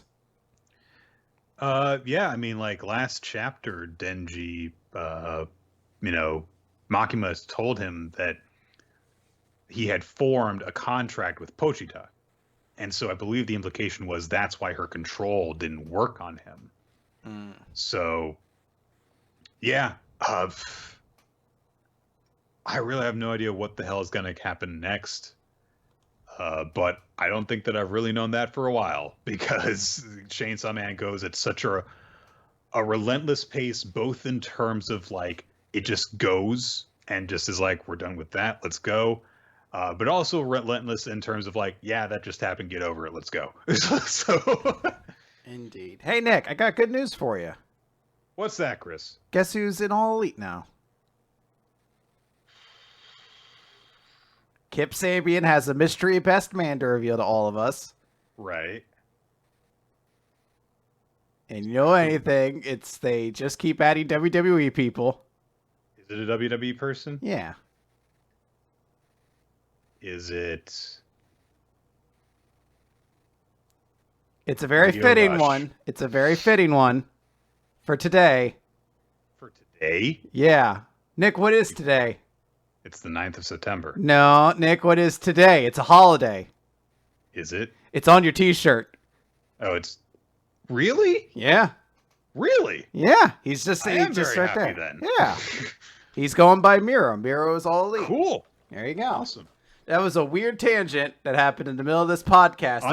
Because I wanted to say him, but I was like, it wouldn't be him. Because I'm never really interested in the people who show up in All Elite after they get fired. But yeah, I was like, oh, awesome. There you go. It's a big one there in there. Cool. All right, let's talk about this fucking Burn the Witch thing. Yes. So Burn the Witch. It's chapter 3 of this limited series. There's only one chapter after this one. We get a color page, as like we've gotten with every chapter of Burn the Witch so far. This one has like 90% more of Noelle's boobs, so I'm sure some people were very happy about that. Stuff is happening somewhere. The Nazi member of that super awesome Top of Horns council is scolding the squiggly mustache guy that gives Noelle and Nina their fucking missions and stuff. He's snooping around, and they're just like, perhaps you caught wind of the crises your subordinates are in. You know, something happened to him? It seems I've given you far too much credit. No, he's an idiot, so yeah, no, he hadn't caught wind. All right, well, you are their direct superior. It struck me as unprincipled not to inform you. The elimination of Balgo Parks was approved yesterday evening at 2200. Although the procedure has not yet commenced, it seems Bruno Bangknife is already on the way. You are aware of his methods, are you not? Look out for your subordinates at the very least. And then they leave, and he's like, oh, this is a mess. But cover to Bruno Bangknife, who last time did a thing to Nini, I think an explosion thing, knocked her down to the air and know how to catch her. And Bruno Bangknife says, I ain't trying to kill you. Just keep out of my way and follow orders. And they're, okay. So this was a very Kuboism thing that happens here. But I did actually really like it when I first read this chapter. So I'll give it that. Because Noelle starts to go, you're... And Bruno Bangknife just goes, I can tell by the look on your face you recognize me. I suppose you would, but I know who you are too. And then I was just like, not someone I recognize. I have no idea who you are. I had heard some people saying previously about Noelle, I was like, oh, I love her character. And I was just like, why? But honestly, if there is something you like about her character, I feel like this chapter probably actually best exemplifies it. I feel like I kind of actually understood her in a way after reading this chapter that I didn't before. Yeah, so. Some of her like dissociated kind of almost Daria level stoicism makes a lot more sense in this chapter. Where things are really crazy now, and she's, you know, basically being a bad shonen protagonist in terms of, they're like, oh, yes, now you'll react in shock. It's just like, okay. Nini, of course, knows who Bruno Bagknife is, but what's somebody like him doing here? And so Bruno Bagknife is like, now's a great time to reveal my evil plan. So he gets on the phone and asks for an emergency dragon blockade, and he says, exclude all the rubberneckers who are gathered, but not the wingbind employee. You'll be able to tell who it is right away by the Piper's mantle. The one, of course, that they gave to Balgo last chapter so that it would look like he was official with them and stuff like that. So blockade comes up. Bruno demands, detain that employee on the spot. A dragon was used in a terrorist attack against a newspaper, and he's the culprit. And Nini's like, so you are the chief to give us that mantle. I guess. So Bruno Bagknife reveals his stupid evil plan. It's so long and elaborate. It's really stunning that he really was like, yeah, I mean, it's basically done. I mean, the most crucial part, I guess, still hasn't been done, but I could really just stand up here for like 5 minutes explaining it to you. And by the way, this isn't one of those things where I kind of feel like I'm the good guy in this scenario. Like, I kind of really am pushing out the idea that I'm a dickhead, too. Like, I'm very aware it's kind of evil, but it's okay, because, I'm cool. I'm Bruno Bagknife. Everyone knows me. He does flat out say, like, I'm doing this for glory and money. Like, yeah. So he, in so many words, says, that guy is a dragonclad. He can attract dragons. I am using him to, and the fact that he has been getting attention around him lately, to basically fake an incident so that then I can be responsible for bringing him in, and I'll get the reward, and my name will go down in history for basically thwarting this terrorist attack that I actually was masterminding. That's basically what he's doing. And he also says, I'm also well within the scope of counter-dragon law, which I'm no fancy reverse London lawyer, nothing but I did write the book on counter-dragon procedures. But you see, when my pappy was raising dragons on his chicken farm. So, Noelle has this to say to Bruno. I must say, your dye job is so cringe. And Bruno's really pissed off about this. Like, he is immediately, like, drops the smug act. He's like, fuck you, I'll kill you! So, good guy. Good guy, this Bruno. Title page, 10 pages in. She Makes Me Special is our chapter title. Nick, is it really a Kubo chapter if the title doesn't show up halfway to at the very end of a chapter? I mean, I sometimes don't think it's really a Kubo chapter unless it doesn't show up until, like, within the final 4 pages. Mm-hmm. So, raising power, boom, blah. Nini is like, hey, good job, Noelle. I'm praising you for, you said something cool. And Noelle's like, I mean, I didn't do anything worthy of praise. So, okay, I'm fine. So Bruno Bagknife says, I've been treating you nice since you're lackeys, but think you can get cocky with me? Bring on the workers' comp forms. I'm writing up 2 incident reports. Middle management trash talking for fighting. I like that he thinks it's really cool too, A fight breaks out. Noelle immediately goes away from Bruno and goes after Balgo to protect him, since, of course, Bruno's men have headed in to detain him. Boom, she grabs Balgo, and Balgo's like, Noelle, you came to my rescue? And Noelle says, yes, I suppose the end result makes it appear as though I have. It's a good roundabout way of wording it. Yeah. Mm-hmm. So Bruno, to show that he's British, says, bloody hell! And Nini has somehow managed to sneak behind him and has him at gunpoint, like pressing her wand gun thing against his head. And she says, I've got a question for you. And Bruno tries to act douchey to her, but she's like, "Why did you bring Macy here? And why is she with the dragon?" And Bruno's like, "Keep it to one question, it's not." And he says, "Yeah, I scattered her. She found an infant dragon front side and raised it." And Nini is shocked by this. He's like, "Oh, you wanted to believe the dragon was my doing too, did you? No, it wasn't me. That woman's one of those humans who is sometimes born front side with significantly strong magical abilities. She's a watcher. She sees dragons. Also, the watcher, citation." So, while Nini is distracted by this reveal, he kicks her wand out of her hand, I think. And, then Noelle shows up again, and she catches Nini's gun out of the air, and she double barrels him. And then Macy / Marshall, because it's like everyone in this goddamn series goes by multiple names, shows up on the roof. She calls out to Nini. She grabs her. They fly off on Nini's dragon. And then the door bursts open, and Ellie the dragon comes bursting out. And Bruno Bagknife says, "Bargo Parks, Macy Barjur, you're gonna nab him and give him the runaround? Rickenbacker."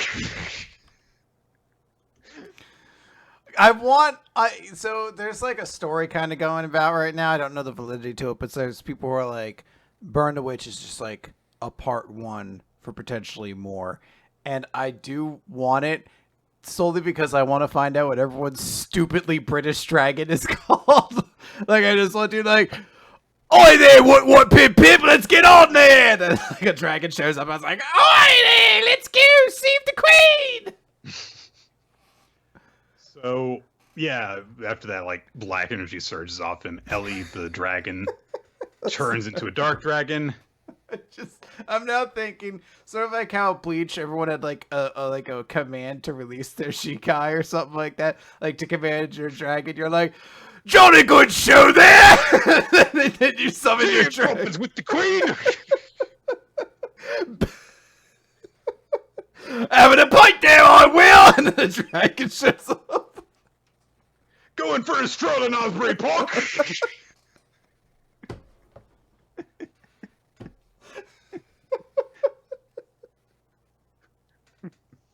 "Being ordered in Buckingham."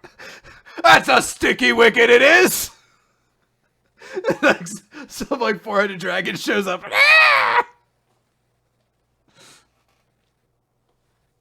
Oh, I think we accidentally lost Nick. Yeah, Nick's audio disappeared. I think he's gonna go check that out real quick.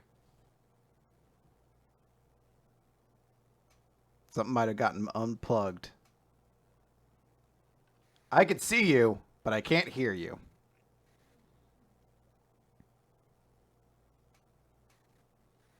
Did we break Nick's mic? No one knows. All right, hold on. I don't know why I needed to do that. Oh. I heard something for a second. There we go. Wait. So my screen is frozen right now. Oh, so no. I think that it's my computer trying to process stuff. I don't think it's actually an equipment problem right now. Ah, okay. There we go. Yeah, it just unfroze. So it does look like it has your other mic set, though. Ooh, good. Fun. I'll at least do this until I get that sorted then. Okay. It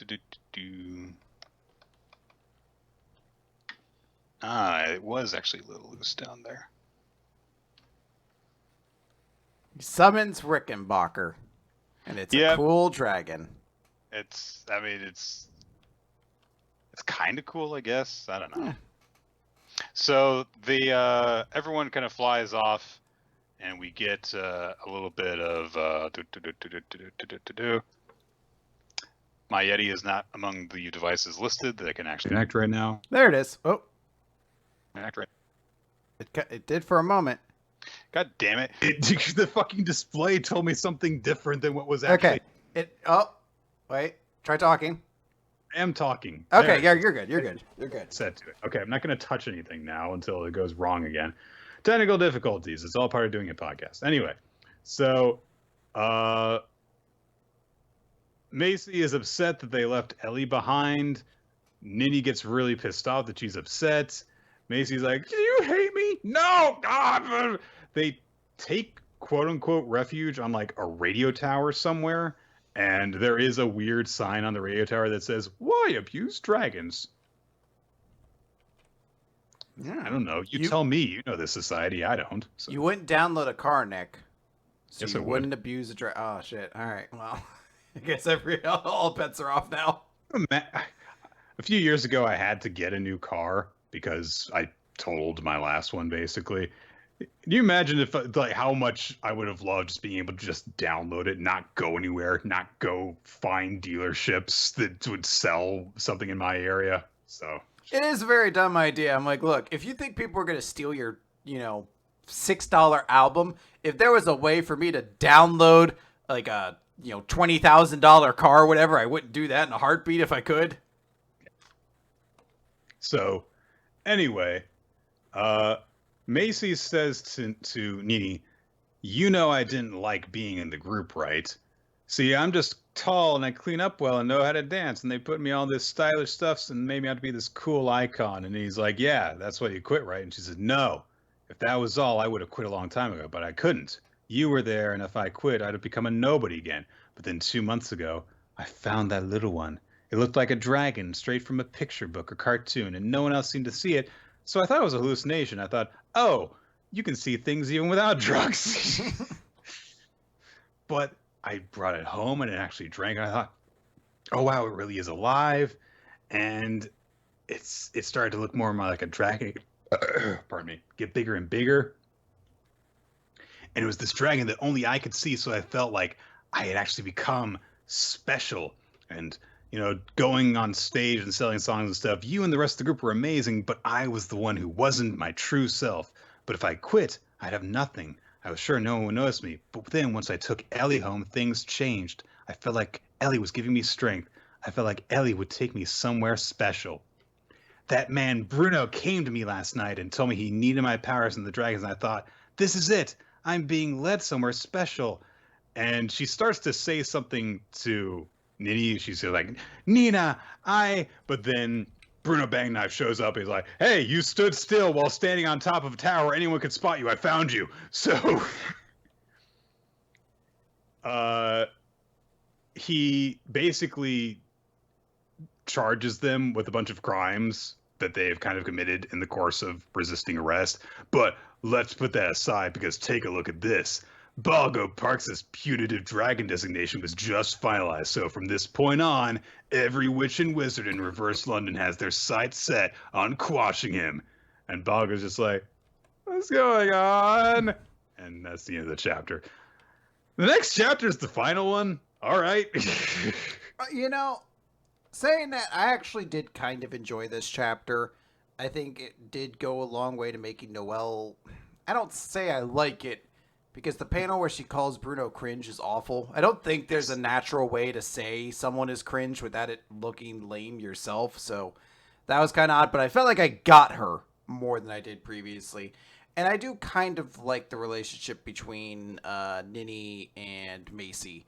In a way where I'm able to enjoy the characters despite the very complicated world that they're in, and all these talks about like counter dragon laws and things like that. I'm like, oh, it's just this girl who saw this creature and no one else could see it, and she thought it gave her purpose, only to find out she's going to be used by people who don't have her best interests in heart. Like, I kind of dig it. So it is an oddly paced story when you look at, just kind of what's happened over the course of the last 3 chapters, and then to think the next one's going to be the conclusion. So, bless you. Excuse me. Yeah, but I do think that this was probably the most enjoyable of the 3 chapters we've gotten so far, because it was the silliest, honestly. But sometimes, on purpose, and sometimes not. Yeah. But I don't know. I am kind of a little bit taken aback by it. It's like, this is ending in 1 chapter. Okay. Yeah, or they don't know how to like apply to all of it. So, let's talk about High School Family, Nick. So, new manga in Jump, High School Family, Kokosei Kazoku, which is by Ryo Nakama, who has previously done the Isobe series. So, if you can believe it, High School Family is a comedy, basically a gag manga, I would say, I guess, but more like it's very understated humor, really. It's about this kid named Kotaro. He's 15. It's his first day of his first year of high school. He's setting off, and on his way out of his bedroom, he runs into his dad, who's wearing the same high school uniform. And his dad just says, "Yeah, your dad starts high school today too. We're going to school together for the next 3 years." And Kotaro's like, "Wait, what? You're going to high school? That can't be right. I mean, if we're both in high school, then something's gone wrong." He's like, No. Look, see? Here's my acceptance letter for high school. And so Kotaro's like, "You mean you sat for high school entrance exams?" He's like, "Of course I did. I sat right behind you." He didn't notice. And we kind of like start off from there with like Kotaro's dad is going to the same high school. And then we just kind of like all the gags that you would expect from that situation then kind of repeat, but it's a little bit escalated because it's more ridiculous that it happens with the next person. I was shocked that the family cat going to the same high school is not the one they end on. Like, it really is weird. It's more surprising the mom would go to school than the fucking cat. Why would you? It's just, they're so dirty to have her big reveal be after the fucking cats. So Kotaro is like freaking out over this, kind of. He's trying to like resist it with violence even. But then he's like, "Look, you can't do that. What? No, why do I have to go to high school with you? It's not going to happen." It's Kotaro, I didn't raise you to talk to your father that way. Family being at school at all is embarrassing. Why don't you understand about this? Like, what's so embarrassing about your dad? Speak up. So, well, your haircut for starters. Very okay. Haruka, Kotaro's little sister, comes in, and she's wearing a blazer from the same high school. And she's like 8 years old, I think. She's like, "Yeah, I passed this. I was in the same high school entrance exam that you two were in. I was sitting behind you." Hey, so Kotaro's parents, both of them, never went to high school, but his little sister is like an accelerated placement, so obviously that's kind of weird. And yeah, their cat, Gomez, he of the bizarrely human face for a cat, also is going somehow. Kotaro comments on their cat. "Our cat gets uglier the longer you look at him." And it turns out his mom is going as well. So the whole family is going to the high school. Short chapters for this series. So let's go on to chapter 2, because there were 2 that came out this week. Whee! Chapter 2. Flashback. Kotaro passes high school exam. And then it was like, "Yeah, we'll celebrate today." And then it cuts to the present. All of them are heading into the school together. Kotaro's like, "How did things turn out like this?" Good question. But Kotaro's like, "Okay, yeah, great. I'll just keep far away from them. I'll just forget about them, and I'll try and not be spotted near them." I like the note that they all brought bags, but Gomez just brought his food bowl. It's just the only thing he has out in his back, so... Yes, apparently, yes, yeah. There's a family walking around the school together, all wearing high school uniforms, getting a lot of attention, not just because they're a family at school, but because, like, the fucking dad climbs a tree. Also, so does Gomez. Oh, that's just what cats do. Yep. They're walking around. Kotaro's like, stressing me out. And his dad's like, "We're keeping a low profile, aren't we?" And he's like, "No. Your very existence negates a low profile." And he's like, "Look, When possible, I want you to try not to move when you're at school. I don't know how he expects them to do that, but okay. So, Kotaro's dad's like, don't be selfish. We want to enjoy high school just as much as you do.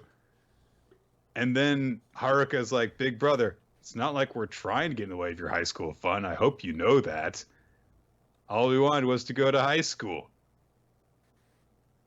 Anyway, they have to go into the entrance assembly. Have to get going. Kotaro is still upset because they're getting all these funny looks. And they're at the entrance ceremony, and there's this entire family, of course, sitting together. So everyone's like, what the fuck? There's an entire family in high school. Kotaro's dad says he's going to go beat up the guy who just made fun of them. And then the principal finishes up his speech, and he's like, next, a few words from the representative of the incoming class, Haruka. And she's like, I'm Haruka. I'm 8 years old. And she's like, my dream is to sell yakisoba at the school festival. Such a tiny dream. I'd like to take this opportunity to introduce the incoming class to my family. My father, Ichiro. He was a hard-working salaryman, and he always wanted to go to high school. He took the plunge, and he's a high schooler now. My mother, Shizuka. People are like, she's a MILF. And they're like, she had been a homemaker, but she wanted to try something new, and after studying, she's a high schooler now. Our cat Gomez. That's all she says. And finally, my big brother Kotaro. After graduating from middle school, he's a high schooler now. It was just kind of a beat, and everyone's like, that's nothing special about that. He's just kind of normal. You know, Kotaro runs away.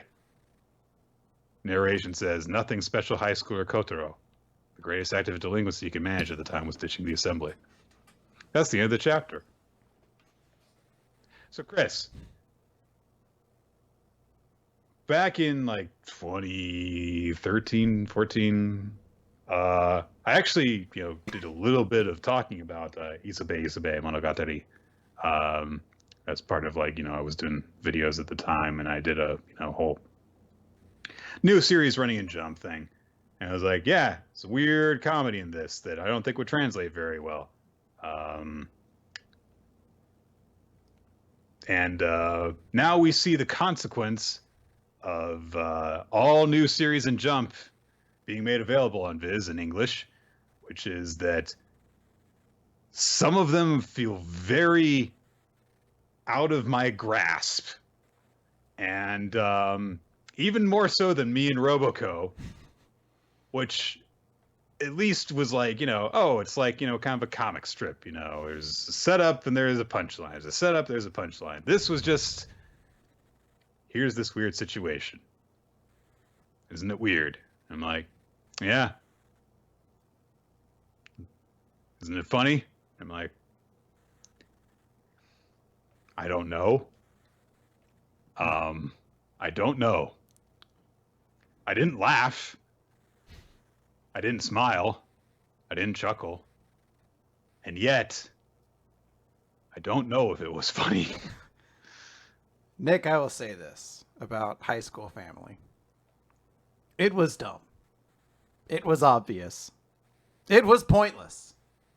It was short. So I loved it. 10 out of 10. We're 2 weeks down to giving this the 3rd week review. I'm so pumped. This is the best gift they could have given me.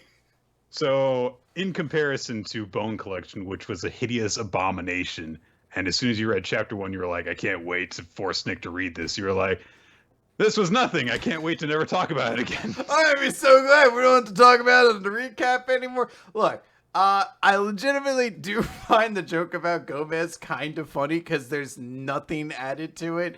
It is the surface level joke of our cat's gonna go to high school too, and there is nothing more added on top of it.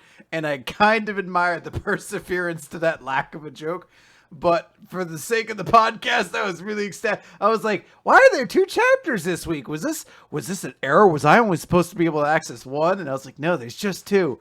We're already 2/3 of the way down, not having to talk about this in the recap anymore. I'm pretty pumped. Is that how this is going to work this time? Yeah, 3 chapters. It's all it gets. Okay. If next week chapter 3 and 4 come out, I'm reading chapter 3. And if I don't like it, I'm like, We're out of here. I'll be honest, I almost tried to kick out Burn the Witch, too. I was like, yeah, it's technically 3 chapters. I know it only has 1 more. But I could pop that right out of here, too, if we wanted. I mean, even comparing this to what little of Isebai I got to experience, the first chapter, or at least a very early chapter of that series, deals with the protagonist in, like, full Edo-style artwork trying to hide a porno mag from his wife or sister, girlfriend, or something like that. And is very heavily dramatized whenever she comes in and he has to hide it really quickly. And it's like, all right, that's a joke I understand. And I can see the absurdity of seeing this person who looks like this, 17th century samurai, basically, going to such lengths to do this. But this was just like, hey, you remember the premise we started off with in an extremely Goofy movie where Goofy had to go to college with Max? Now imagine there was nothing else in that movie other than just the premise. Like, not, and he's goofy, or there are X Games because Disney owns that too, or Goofy gets a girlfriend, or any of the other things that happened in that sequel to the other Goofy movie. Just father and son have to go to high school together. Also, the rest of their family's there too, but it doesn't actually raise the level of humor each time each one's introduced. But Nick, what if the family cat also went to school? But what's the joke though? Like, it's a normal cat. It doesn't. Well, no, that's the thing, is that, like, you're being presented with this, and this is all the stuff that we are getting for this weekly consumption of this series, and it's just like, isn't this awkward? Yes, but, and it's not like, like, Kotaro's dad threatens to go beat up some kid who made fun of the family. What if instead, like, he had, I don't know, dressed him down in front of the other students or something like that? What if something happened? So, I guess what I'm saying is, no, it wasn't funny, and I've just talked myself into that. So. Let's move on. Indeed. Magu-chan. Let's pick this pace up. We got about 7 more series still to discuss. Ren has been roped into recruiting people to sign Magu's best friend's book, aka the Grimoire. He doesn't know how to do this, so yeah, he goes to his big sister and is like, "Hey, will you write this for me?" And she looks at it and she's like, "What? Are you fucking serious?" Because it's some little kidsy book. But then, of course, off panel, Ren explains what it's for. He's like, "Oh yeah, Ruru's a little pet guy. Sure, I'll write in it. Just bring Ruru to the shop on prep day." But she wants something in return, basically. So she kind of forces Ren to, work in the kitchen, basically, in exchange for doing this. So they invite Ruru in along with Magu. Magu's like, "So, you will become my next follower. Now write thy name within my book of the Destruction Disciples' Blood." Yeah, I already did it. Then grant me food offerings. Yeah, here you go. She is a good follower. So. Nice little thing, yeah. She's very nonplussed, like, this entire chapter. Just like, yeah, sure, okay, whatever. She kind of sinisterly tells Ruru to eat up and get nice and plump, which makes Ruru kind of freak out a little bit. She's also just, kind of being a good big sister kind of character, saying like, "Hey, I've got all this stuff for you. Come upstairs when you're done." And Magu, "Hey, stop eating like a fucking animal. I gave you cutlery. Use it." And Magu's like, and he immediately chops one of his arms off. Very good. Just like pleased with how deadly it is, apparently. Then, after he's eaten and Ruru goes to check out the clothes Rin put aside for her, he's like, "I still need more food in order to regenerate my flesh. Another food offering. Ooh, piece of candy." Goes all the way out the door, around the corner, into the alley, goes into a trash can, and Naputaku's minions trap him inside the trash can. They were lying in wait, and they all pile on top of the lid, trapping Magu inside the trash can. They pile a cinder block on it, and Naputaku is like, "Hey, if you use your powers of destruction to blast your way out, you'll be weak after that. You'll have extended your energy, and then what are you gonna do to fight my army of mad hermit crabs?" And then he, runs off, telling his hermit crab minions summon me when he uses powers and escapes. But fortunately, Magu has an idea, which is that he had chopped his hand off before, and one of his abilities is to turn parts of his body that are separate from his form into mini Magu-manuakus. Oh, it's going to sell so many toys. So, the mini Magu-manuaku starts making its way over to the trash can. Window's in the way, and because it's small, he can't open the door. He tries to use an energy blast to do it, but it's like, oh, I can't really handle that very well. And it tries to get people's attention and stuff. He tries to grab Ren's attention by calling to him, but he's so small that it doesn't work. So he gets into the kitchen and he sees that there's an open window in the kitchen that'll lead him into the alleyway. So he tries to make his way across that. And so there's this whole thing, kind of like, a Tom and Jerry, Jerry running across very large obstacles. Very cartoonish, like a video game level. A little bit, actually, honestly. I could definitely see this exact setup for a video game. But Magu falls when he is latched onto a pile of dishes on a shelf, brings all of them crashing down, which sucks for Ren's family because dishes are expensive when they break. But fortunately, this small part of Magu gets swept up with all the garbage, and when it's thrown away, so Naputaku is gloating, blah, blah, blah. Ren comes out to throw away the trash, and Naputaku is like, "What are you doing here, little human? I'm not dumpster diving today!" So pathetic. Throw the trash out. Magu's part leaps over towards the trash can where the big Magu is stored and self-destructs, causing a little hole in it so that Magu can come out, and then he reintegrates the small Magu into himself, uses his eye beam to blast Naputaku away, and Naputaku is blasting off again, and Ruru comes down, after trying on the clothes, reunited with Magu. Magu wants more food because, of course, he expended all his energy again. Naputaku is upset because his flawless plan has been flawed. And he's like, "Where did I go wrong?" Ren says, "Location and personality for starters." Boom! Roasted. Naputaku says, "No matter how much I challenge him, perhaps I am forever destined to fail." So someone sits down next to Naputaku saying, "When you have big goals like that, they don't often turn out the way you want. You want to see results immediately, so you end up getting hurt. What you lack is a way to improve yourself slowly but steadily." And it's Rin! She's come outside to talk to him. And she says, "Quit digging through our garbage. Try leading a respectable life. I'll talk things over with my dad." And she points to a help wanted sign. So Naputaku works basically as a janitor at the family's place now. Yep. That's the chapter. It's fine. It's a funny chapter at points. I know there's a little bit of worry because it's not doing super well in the rankings so far. It's a little too early, I think, to get concerned one way or the other. I think it's probably sales figures to drop, basically. Yeah, so. I think this is a very good time to start worrying if you're a Mori King fan, because that does not look to be doing well at all. But I think Magu-chan still is up in the air. Apparently, there's some news that in the next edition of Jump, there was word that season 2 of Burn the Witch is coming.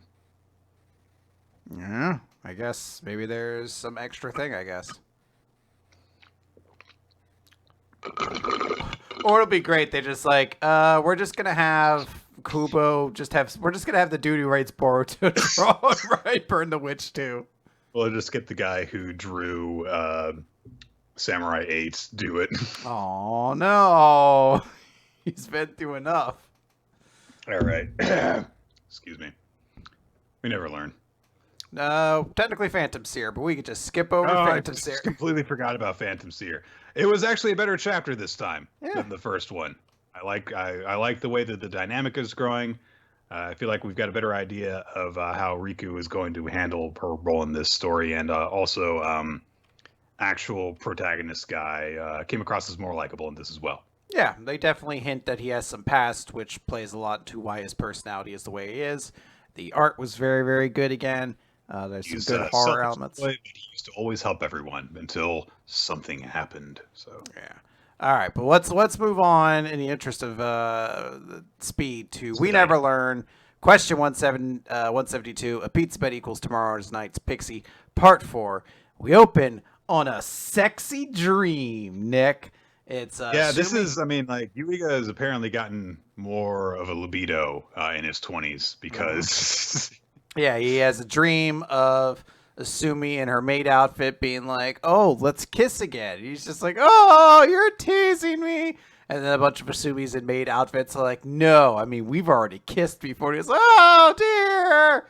And then he wakes up. there's one that's in a sexy nurse uniform and one in a sexy doctor uniform. Can't really see her, but yeah, he has his own little harem of Asumis in different fetish outfits. So Asumi knows what she's doing apparently, because yeah, all that teasing has had an effect on the poor boy.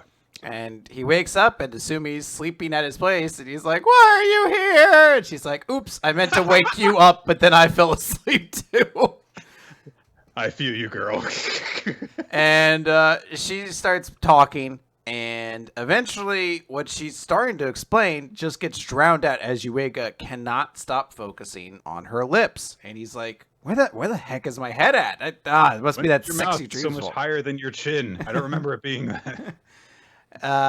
Eventually she's just like, "Are you okay?" He's like, "Oh yeah." So she's like, "You got to get this together because tonight is the island's big festival. Whoa, we're gonna do a mate tea house."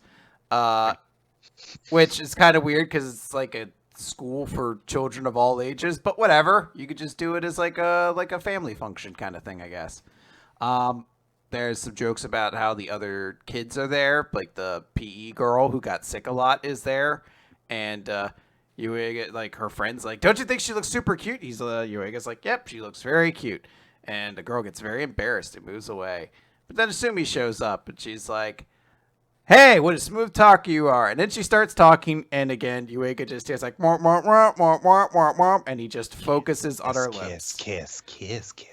And he's like, "Oh, thanks." And he's just like, "Why does my mind keep going there?" She's like, "What's going on with you?" Anyway, they realize they're not getting any customers, and one of the kids says, "It's probably because everyone's still kind of nervous of you guys being outsiders."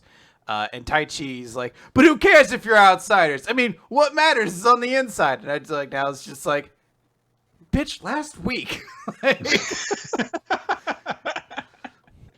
So I feel like I should maybe know this. This isn't Asumi's mom, is it? Is it just another?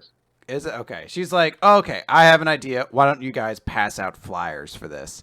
So they're passing out flyers, and then Asumi shows up, and she got a Dr. Fish hat somewhere. It's a festival mask. Yeah, the festival the kind mask you wear on the side of your head. So I guess that's a popular enough mask. It's basically the Mickey Mouse of this world that it's pervasive enough to manage to get to an we island. find out that yes, it is, Chris. So Yes. And then she also got a bevy of treats. And she's like, "Yep, you want some? But the chocolate banana's mine." And she's just like, "Come on, let's go have a date." So Yuiga's just like, "Whoa, what are you?" And she just shoves her like cotton candy into his face. And she's like, "Hey, how come you could say that to your students, but you can never say those things to me, huh?" And he's like, "What do you mean?" She's like, "Nope, just joking." And by the way, did you notice the indirect kiss of "I think"? He's, "Oh, fuck! I can never be married." And I'm ruined. he actually is really upset because he's like, "Wait a minute. I'm a grown-up. An indirect kiss should not be a big deal." And then he thinks back to the dream, which is astounding because I can never remember a line of dialogue from my dreams at all. I always assume people who can are wizards. But he remembers that thing about, they've always kissed. If we get a flashback to when Yuiga and Asumi were still high school age kids, and he's thinking, what if we really do end up together? Thinking back to that kiss they once shared. And he's like, I think it all started with that kiss. And before I knew it, little by little, and they spend more time together, they're studying for the exams, and Yuega's there to celebrate that she got into an academy, and then he hands her a ticket to Doha-chan Land Invitation. And he says, I was wondering if you'd like to go here together. And then we cut away. And Yuega starts thinking, around that time I started to fall for her. And she just like is joking around. She's like, oh, are you perving out again? Then some old guy falls. And I was like, well, he better get his... I was like, he better get his peanuts. It's basically just a joke how he's like, he's a very stubborn old man who's like, I don't need the help of mainlanders. I carried this big old heavy thing up 7,000 miles and I'll do it every day. And sir, your 7th and 8th vertebrae are sticking out of your back. I don't need no vertebrae. You get out of here with your fancy mainland science and anatomy. I don't want it here. Now I'll take my crate and get out of here. You shove my bone choppers back in my body, dong, and I'll be on my way. Asumi does very quick makeshift like chiropractic and basically fixes him a little bit. He's like, I'm all better. And she's like, no, you're not. Don't carry anything. You're very old. You can't carry heavy loads for a while. So Yuega steps up, picks it up, and is like, I'll handle it. You know what? I do like that before Yuega can do that, though. She's saying, like, don't carry heavy loads for a while. And he's like, oh, my back! Tries to pick up the loads. Like, I just... And then Yuega says, like, hey, I've only been in this island a few months, but it's a great place, isn't it? So if you'll just allow me to pay a little bit of my debt of gratitude to this island, it wouldn't compromise an islander's pride, would it? And that seems to, appease the old man. So he's like, well, you better get all the work done. So he does. But it's very exhausting, and they're like, you know what? So much for advertising. You just spent the whole night working for free like an idiot. But hey, actually good news, or news of Yuega's good deed and Asumi's work actually seems to spread, and now the tea house is a very, very big success. Everyone's like, wow, you really averted quite a disaster, and, you rescued a notorious old grump, and he's even Who's there. old grump? He's like, how dare you? Grumble, grumble, grumble. And everyone's like, let's toast the young couple. And they're very quick to be like, no, we're not a couple. And actually, we're still working, so we can't. They just keep trying to, I guess, like, hand them drinks and actually do manage to get them drinking. And Yuega is apparently a lightweight because he's just like, oh, my head hurts. And so he's like, you had one drink. And he's like, must be genetic. My dad couldn't drink either. And then he's just like, oh, hey, by the way, you look great tonight in that outfit. And she's like, where'd that come from? He's like, I don't know. But, hey, you remember that time we kissed? Was that also a joke? And Asumi just turns to him and is like, want to find out? And a bunch of fireworks start going off as they get closer. And it looks like they're sharing a very intimate but nice kiss. But then as we see, Asumi has her hands on Yuega's chest and is pushing him away. And she says, sorry. I know, we really shouldn't be doing this. And Yuega's like, oh, yeah, I guess so.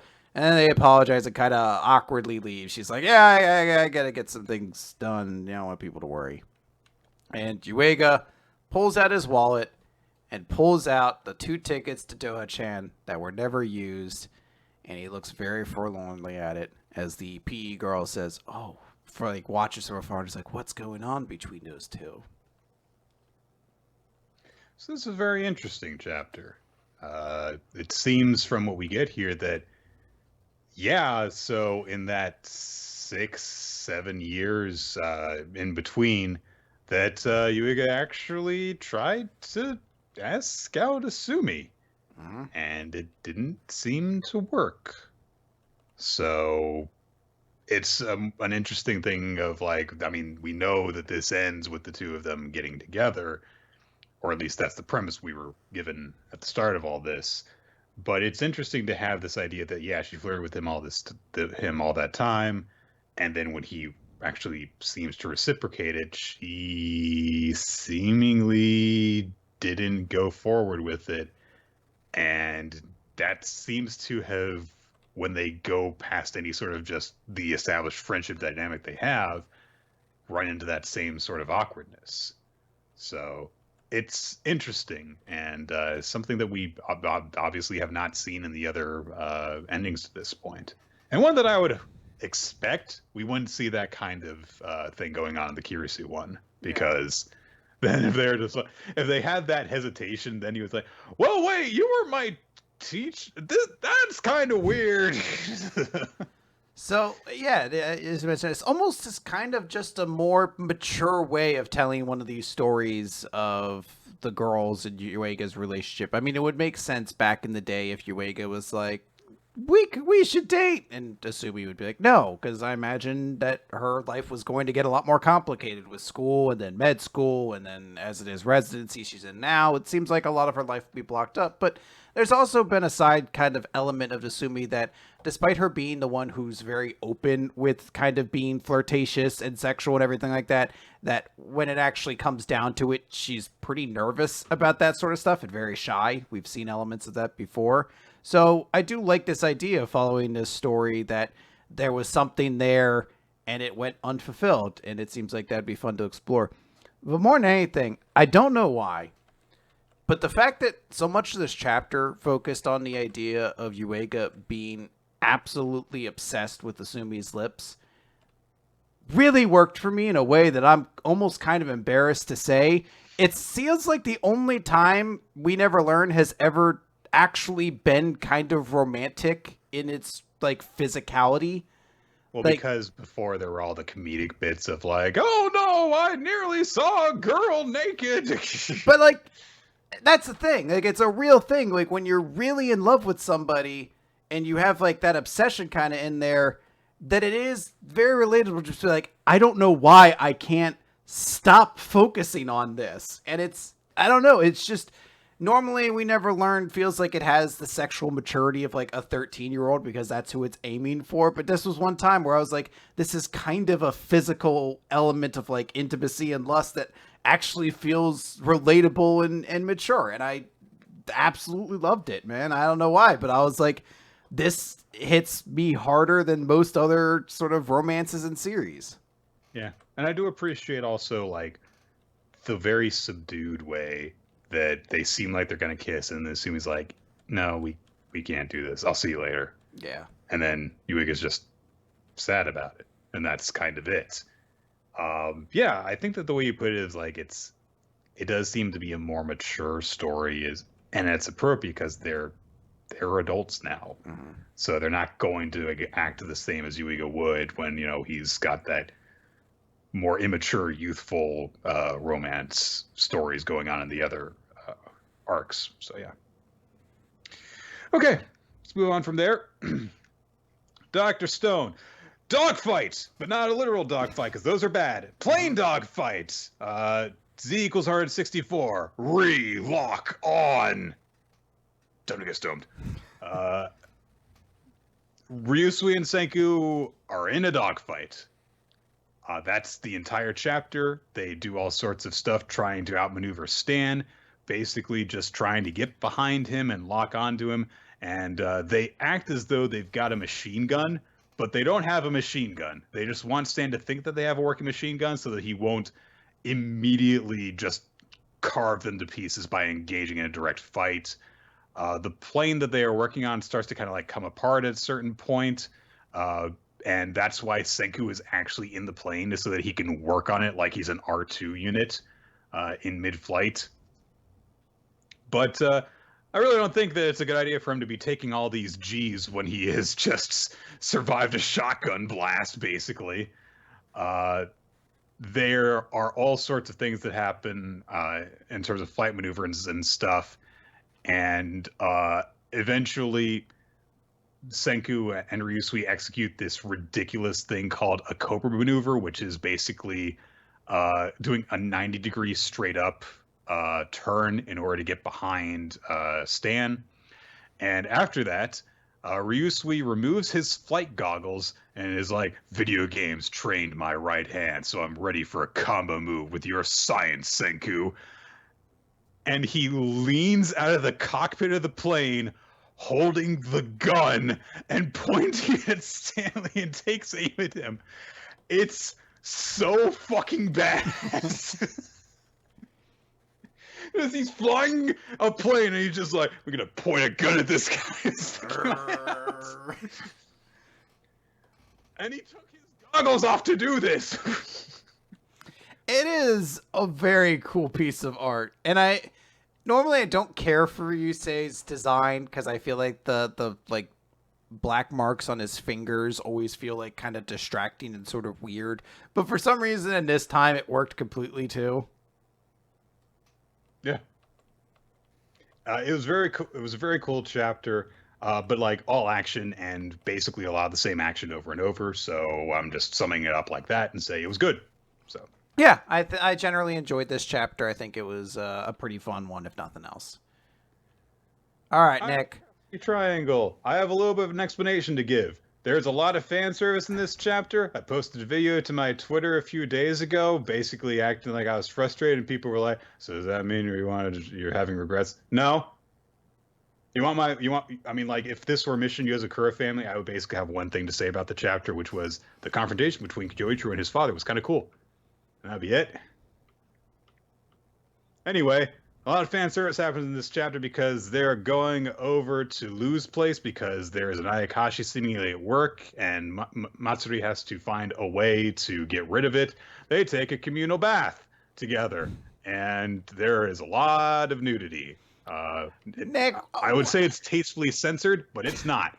Well, special props have to be given to the monsters that when Matsuri looks, they've not only perfectly disguised her bits, but also the bits of her friend. They're like, come on, you gotta protect the decency, you know? I'm protecting her modesty.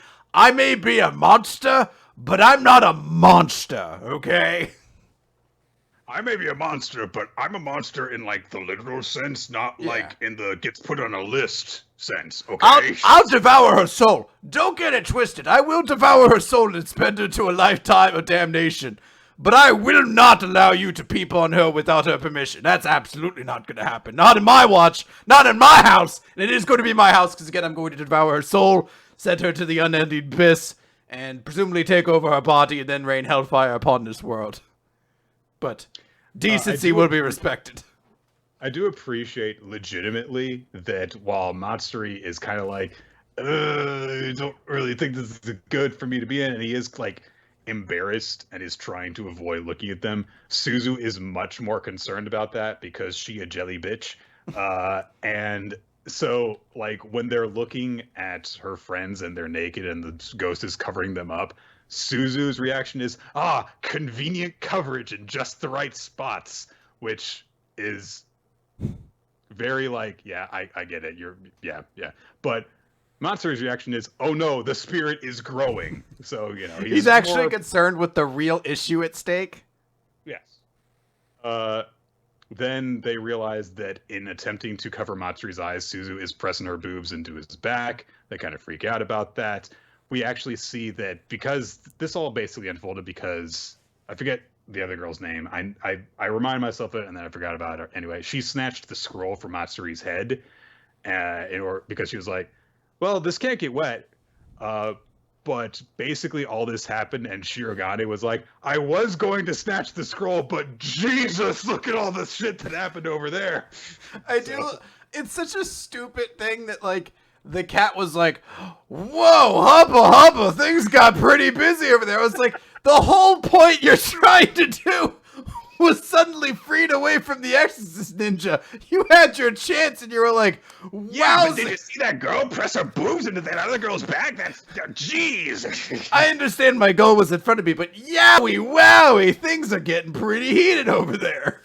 I mean, that was like 3 wolf whistles on the scale, okay? And it's not about 3 rotations after it furled back into my mouth. And I want to stress, I'm not aroused by it. I just respect the entire room's identity that this is a pretty crazy scene, so, you know. So, Shirogane actually kind of chimes in, confirming Matsuri's whole, that thing's way stronger than we suspected thing. So he's like, with my power sealed, I can't even take that thing down. So I've got to rely on Matsuri from here. Lou starts to get dizzy. She collapses to the ground. And Matsuri's like, hey, you should go to bed. You need, because he realizes like, Matsuri realizes Lou needs to conserve her energy while this icon is affecting her. And Lu's upset because she's like, but I wanted to show you my manga collection. Aww. This little geeky girl wanted to make a friend. I'm very susceptible to this because I've watched all of My Next Life as a Villainess, and that the main friendship that spans lifetimes in that show is built off of girls being geeky with each other. So anyway, Matsuri just shouts, "You need to take care of yourself," and Lu, as she passes out, says, "You're so cool." But she thinks, I wanted to show Matsuri my collection. And so in her dream, she's in her library. And she's looking around, and she's like, oh, and I took this spirit photo, I want to print it out and stuff. But she looks over and sees the icon, and it's taking this, huge, grotesque, multi-headed shape. And the icon is like boldly reaching out to her, like, give me your life force, let me consume it. And Lu cowers away, but in a flash, Matsuri, in his original male form, appears to defend her. And Matsuri's got the pinwheel that he carries around in his hair all the time, and suddenly he presents it to Lu.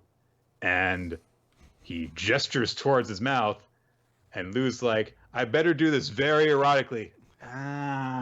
So we see that in the real world, what is happening is that Suzu is holding the pinwheel in Lu's mouth while Matsuri chants an incantation, basically saying, I put my spiritual energy into this so I could execute this jutsu, and it basically sucks the bad out of her, essentially. And so that happens. The icon comes flying out. Matsuri draws his sword and cuts it in half and exercises it. Hooray! Lu wakes up shortly after that, and they're like, we'll have to redo this sleepover sometime. Lu, however, remembers the strange dream that she had. A mysterious ninja boy defeated a ghost. And so Matsuri's like, my spirit energy went into her body, so I guess that spiritually I'm still a guy. I mean, why are you surprised by that? But okay. So Lu's like, I wonder who he is. He was so cool. And Suzu's immediately like, rival! So, yeah. I really wish the third girl had come in, because she's not present during any of the Exorcist stuff, I guess, to keep her out of it. So I really wanted her to come in and be like, I did what you said and ran down to the convenience store, but they say they don't sell headlight oil. And there's kind of wrap up after that. The icon's gone from that spirit picture that Lu took before, but she got a picture of Matsuri, who was really excited about being in the limo, and that's the end of the chapter. Yeah, I mean, I did make the joke about, I was like, there's so much fan service in this, but the second half of this chapter is like straightforward but effective, and it's weird to keep saying this, because like the character interaction between these three girls and Matsuri is like, this is actually pretty nice. Just them kind of getting to grow closer and become friends while Matsuri protects them from spirits. I do really like the thought that he had previously, like, hey, it would be nice if we were all part of the same world and could connect through that. Just kind of wish that there weren't so many underage ass shots, but whatever. So. You can't win them all, Nick. No, I can't. I did generally enjoy it. Now, we have to double up on me, because we actually skipped over Mashle to talk about Ayakashi Triangle. So I got mixed up. My bad. Yeah, that's all good. We're going to talk about Mashle now, Chapter 29, Dot Barrett and the Temptuous Magic User. Yeah, apparently, Daut, D-A-U-T, is now being rendered as Dot, D-O-T. So. I can work with that.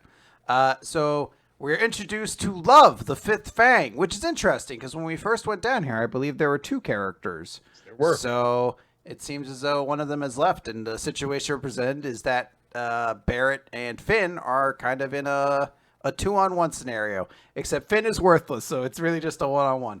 And Love is, she's insane. She's immediately like, do you like me? Do you like me or don't ya? And Dot's like, I mean, yeah, you are really cute, yes. But I can't go out with you because I'm in love with Lemon. Yeah. So he immediately is just like, sorry, I'm planning to get engaged to Lemon. She's like, what? You love someone else? He's like, yeah, sorry. She's like, oh, you could die then. And shoots a giant tornado at him. And Barrett destroys it using a big explosion, and he's like, shit, she's really tough. But Love starts screaming, all girls are born princesses. You tell them you're cute and you love them and you serve them, and any cow you can't do that just needs to die already. And both the guys are like, that's kind of extreme, isn't it? And she's like, well, do you love me or don't you? Do you? And we get the exact same gag before where he's like, I'm into it. But no, sorry, I'm still playing on getting engaged to Lemon. And Finn's just like, did we just do this? And he's like, I'm sorry, I'm a really devoted guy. But then just a tornado just knocks him aside. And she says, you just don't get it. Daddy says any guy who doesn't cherish me, I get to kill. So Barrett's like, all right, well, then you tell your daddy. That doesn't make a lick of sense. So they go off on a big string of using all their attacks. And she's like, wait a minute. He aimed short of me. Is he trying to block my vision? And we see Barrett coming from the side, from the smoke. He's trying to grab her wand, but she catches him right before he can and shoots him away with a tornado, knocking off his bandana. And she's like, no, it's too sad. You're too weak. You can't beat me. And I'm going to tell you something. The fourth magic can turn a specified target to stone. So the other person who was with her, she says, so if you don't, and the target's the person who opened the underground door, which was Mashle. It's like, the effect's going to take about 2 hours after he started storing energy. So if you can't defeat me and get to the fourth in 30 minutes, then your mushroom friend's going to turn into a stone. Not that there's anything you can do about it. So she's doing all these big attacks. She's like, hey, once you're in a tornado, you can't. And it has to be so sad for Mushroom Head to have such weak friends. I feel for him. Or I did until he went against Lord Abel. Now he gets what he gets. And, he's clueless just like you. You're both just so funny. And Barrett starts thinking about all the pain he's in. And he's like, goes into a flashback of like having some kids be like, hey, you got a new broom, right? Trade with me. And Barrett being like, I don't want to. And they were like, okay, do it. And then he just takes it. Like someone runs away. And then it looks like he has an older brother. Oh, no, sorry. Older sister. Yeah, sorry, sis. Sorry. I missed that part. I forgot about this little note here. For some reason, I thought it was his mom. So his sister basically gets the broom back and says, like, hey, you know what? If they come back, stop cowering and just start fighting back. And, Doubt's like, Barrett, fuck. It's never going to stop bothering me that his name's not Doubt now.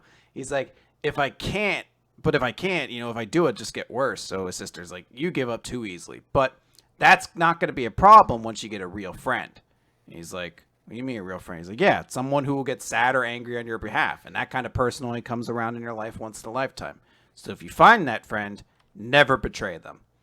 And we get like a collage of all of like the encounter in the woods where Mash stood up for Barrett when the insane crystal guy was hitting him, and the lady with the like manipulation magic was like, what a loser. I don't like hot-blooded idiots like you. And he's like, oh, I really am pitiful, getting scared while she mocks my buddy. And then he says, but I finally got a friend who got angry on my behalf. So Love's just like, all right, well, he's dealt with. Time to beat up you. And then the tornado explodes as Barrett says, it's not over. Not when you mocked my friend. And he has a cross on his forehead now. And his eyes are lines, basically. Yeah. And she's like, wait a minute. He broke my spell. And she tries to like knock him out, but she just blows it out. He's like, wait, he canceled it out? His power level just jumped up. She's like, wait a minute, I've heard of that mark. Children born with the warding cross on their foreheads. When their emotions cross a certain threshold, their magic is unleashed and they become battle demons. The Ira Cruz. And we see Barrett saying, insulting my friend's a serious crime. Machine gun explom. 30 minutes before he turns to stone, there's no way I'll let the two of you stop him. So come at me, scumbag. That's the chapter. Cool chapter. It seems as though we're getting a much more of like a battle shonen setup. Oh yeah. Like this is how this member of Mash's group has this level of power to draw on, and this member and stuff like that. And I do like that Barrett makes a callback to how Mash stood up for him, and he does the same gesture and the same wording and stuff like that. So, and it's nice to just have this flat out like, yeah, Barrett values Mash as a friend, and he's gonna it gives him a power up because that's what friendship does. Yep, that's Emotions. just how shonen is. I also do like that. It feels like we're kind of moving away from Barrett being like a weird, annoying incel, and now he's just weirdly easy to fall in love with chicks. But it's becoming a little bit more amusing and likable. All right, really quickly going to blast through Black Clover. I don't know where the title page. 263 Shadow Intel. Sorry, it was on the cover page of the popularity results that are very. Charlotte Rosalie is the third most popular character in Black Clover, I guess. So apparently, so Nature Boy Ric Flair showed up at the meeting, and everyone's like, "Who are you?" And he summons a bunch of demons. He's like, "I'm the vice captain." There's a small moment where Jack the Ripper, the great hero, is like, "Hey, aren't you?" and kind of alludes to Nature Boy Ric Flair being somebody. And then he's like, "No, that man is gone. Hey, we're short on time. We have a very elaborate way that this ritual is going to work to open up more power levels for stronger opponents for us to basically beat. It's in several layers, so it's going to be very video gamey. It's going to be full of demons that we're going to have to fight. The ones at the very top are the weakest ones, but they're on par with the Dark Triad, so we really have to stop them. But until we get to the final level, it seems like they're not actually going to be able to kill Yami and other guy, so it kind of works out. By the way, we're going to make this guy our secret weapon because his magic is stupid and broken, and I kind of don't really understand why this kingdom hasn't taken more advantage of it to this point. So we outlawed him. Yeah. What the fuck? I wouldn't have done that. That seems like a bad idea. He literally counters magic, which is the entire way everything works here. And that's the credits. So we're going to retake Yami and Vengeance, destroy the Tree of Qlipoth. And we're going to do that with Asta. We're going to build an elite force around him. Like the Golden Knights. No, not like the Golden Knights. Shut up. You shut up and stop sucking. So, yeah, that's basically a chapter. It's not bad. It's just... It was exposition, and it's a setup so that we know what's going to happen in the next bunch of fights. Mm-hmm. Yep. One Piece. Chapter 989. Oh. I can't imagine losing. I have to have all my friends here. Da da da da da da da da da da da. Because they're all together this time, Nick. Pound has a picture of his daughters, I guess. Mm-hmm. Yep. Stuff is happening in the palace. People are running around. I'm going to just try and hit basically the highlights. Such as, so Momonosuke splits off from Luffy and follows after Shinobu, who is trying to, of course, protect Momonosuke. And sure enough, Yamato's just like, Momonosuke, I am Odin. I will protect you. And both Shinobu and Momonosuke are like, what the fuck? What are you talking about? Luffy just goes in the other direction while Shinobu tries to get away from Yamato. All right. Big Mom is pissed off that more Straw Hats have shown up. Fighting is breaking out. Hyogoro is leading samurai against Kaido's forces. Big Mom seems to want to kind of square off against Brook because, of course, he's the Soul King, and she has had a run-in with him before. And Frankie says, "You like my middle bod, Grandma? My name's Frankie. I'm a cyborg. I'm fascinating too, and tough." Fuck, I love Frankie. I love that he just introduces himself like, "My name's Frankie. I'm a cyborg." Like, all right, yeah. So Nami's like, "Frankie, we have to get out of here. She's an emperor." And Frankie's like, come on, run away from an emperor of the sea. You even trying, Nami? Do you want to make our captain the king of pirates or not? And he starts to go radical beam on Big Mom, but then there is a distraction. A bunch of the numbers show up. They are big and monstrous looking. They are referred to as being the size of oars, which freaks out Nami and Carrot and Brook. And Big Mom's like, "Oh, the things Kaido brought from Punk Hazard." And Frankie's like, "Wait a second. Look at what that monster's holding. The Brachio tank! Usopp and Chopper in there! Let go of that, you giant mole! Radical beam!" And he shoots the thing that's holding the Brachio tank. Of course, people are freaking out because there's a laser beam, of course.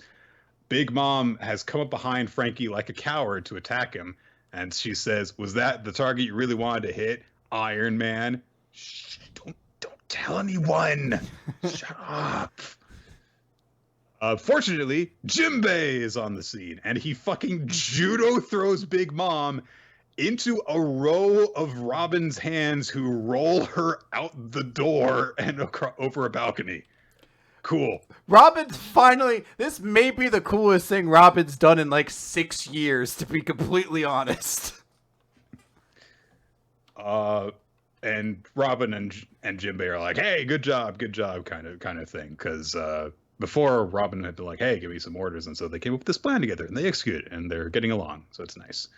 Of course, people are freaking out because what the fuck is Jimbei doing here? You know. Then Frankie gets on a Den Mushi to contact the Brachio tank, and is like, "Status report, Commander Chopper. Usopp's not doing so hot inside the tank. He's kind of taking a few tumbles. Chopper's trying to revive him, and he's like, 'Hey, you all good in there? It's docking time.'" And immediately Usopp and Robin, Usopp and Chopper are like, "Oh!" because all the boys in the Straw Hats are giant dorks. Queen observes Luffy getting out onto the balcony, and he launches himself up to the roof. He happens to spot Zoro before he goes up, and Zoro's like, "Where are you going?" "To Kaido." "I'll go with you." Grabs onto him. Whoosh! And Queen's just like, "What is going on?" He transforms into his Brachiosaurus form to grab them in his mouth. Seems reasonable. And King also shows up in his Pteranodon form. And Zoro's like, "I guess we can't get up there." Yeah, the path does seem cut off. We get a scene that I'm sure is going to be very, very lovingly rendered in the anime of the Brachio tank and the bike, the Black Rhino, unfolding and getting ready to dock. And then Usopp and Chopper are like, "Ah, it's no fair that there's only one rider, but it's so cool." It is very cool. Sanji comes to after having been knocked around, of course.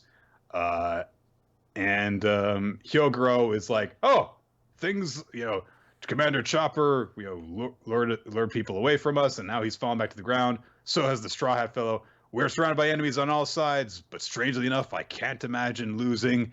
It's the Straw Hat crew," as basically every one of the Straw Hats has suddenly come together from this turn of events, because Zoro and Luffy weren't able to go back up to the next level. Sanji recovered from being attacked, and of course everyone on the Frankie mech was all there as well, along with Jimbei and Robin. So yeah, they're all here, and they're ready to kick ass and take names. And Luffy says, "I'm going to go up and take out Kaido. You guys handle the rest. We got this." So it's a supremely cool moment. Someone pointed out this is like the first time we've really gotten like a spread of all the Straw Hats together, including Jimbei. Not including Jimbei because he wasn't. I guess he actually was there at the time. But basically, the last time this all happened was Fishman Island. Yep. When we finally got like a big scene of all these characters together because they've all been split up for so long. And it's supremely cool. It's just a great visual of all the characters together. And I don't know why. It's hard not to be just like really hyped about it. I like the idea that King and Queen are just kind of like hovering up in the air menacingly. This big moment of basically Jimbei and Robin taking out an emperor, even just for a moment, but just like dealing with her in a really cool way. It's such a fucking awesome end to a chapter, man. I don't know. Yeah. And yeah, that is going to do it. Like you said, a lot of really good chapters this week. But what was the best one, Chris? My favorite one is We Never Learn. As I said, I'm look, guys, I say generally I'm all about shonen battle and things like that. And if you look at it, I'm like, hey, if you design a monster, you should put like chains and fire and spikes on it because I'm like a 12-year-old boy. But deep down, it should be Skull Marimon, the best Digimon. Yeah, exactly.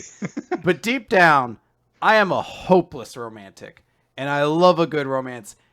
And this has me hooked. I love this chapter. I loved every part of it. I really was just like, this is a fantastic chapter.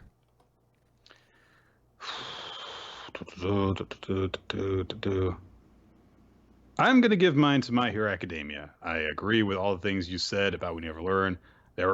I usually will keep a tab open while we're going through the recap and close them as we go through, but I leave it open if I want to remind myself that something was good. And I left a lot of tabs open this time. But I think that in terms of like really just hooking me from beginning to end, that My Hero Academia did that, because like, oh, here's this big thing going on, here's this thing going on, and we get that big moment, that really captivating moment really of Deku engaging the float quirk for the first time, and it's very satisfying. And so yeah, really dug that. That's why. Yeah. MVP. I'm going to give mine to Deku for that reason. I think it's a great chapter to show off Deku's ability, and I think he looks supremely cool with it. And I'm going to give mine to the kaiju who took human form in Kaiju number 8. Can we call him Toilet Kaiju? For now, I think we'll call him Toilet Kaiju. There were a lot of great character moments in this week. I liked the interaction between Yuiga and Asumi. I love Ryusui's big pointing the gun out the window moment. Barra taking a stand for his friend. The developing friendship between Matsuri and Lou. And of course, Frankie being Frankie.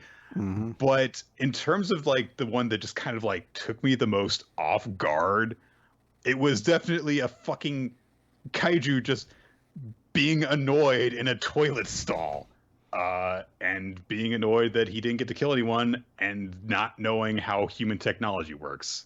So I gotta go with that. So Indeed. The audience, by the way, picked Chainsaw Man, Chainsaw Man as their chapter of the week, and Deku as their character of the week. All right. That's gonna do it for the manga recap. We went on for a while this time, but so thank you everyone who stuck with us for the live recording here on smashcast.tv/RoloT, twitch.tv/RoloT. We record the show Wednesdays, somewhere between 7 and 8 Eastern time, PM, that is. You can check us out for updates on Twitter, @WMR Podcast, @RoloT, and @NickFTime. Chris sends out a Twitch link whenever we start broadcasting, but recording. You can also check out our past episodes, weeklymangarecap.podbean.com, and wherever else that gets sent to after the podcasts are uploaded. You can also join our Discord server in order to participate in a number of different discussion channels. We have an RP channel. We have just a basic manga stuff, a manga discussion channel that goes on. And you can also use that to find the Google Doc that is maintained by NinjaX3i that keeps track of all sorts of things that are associated with the podcast, stuff we've covered, stuff we're covering in the future, questions for Q&A episodes, all that kind of stuff can be found on there. We also would like to thank people who support us on Patreon. That allows us to create bonus content for you guys to enjoy, including an As Explained By that we recorded and uploaded just this past week on Animorphs, where I use manga to basically remind Chris about the Animorphs franchise. We'd also like to thank our title artist, Steve Mann, Infamous Planet, for making the frame that we use for the stream of the live recording, and Milo Jack Stillitz and Winston L. Cheddar, who made the opening sequence of Weekly Manga Recap. That is going to do it. That is going to do it, guys. So we will see you next time. We've gone too long for jokes. Goodbye.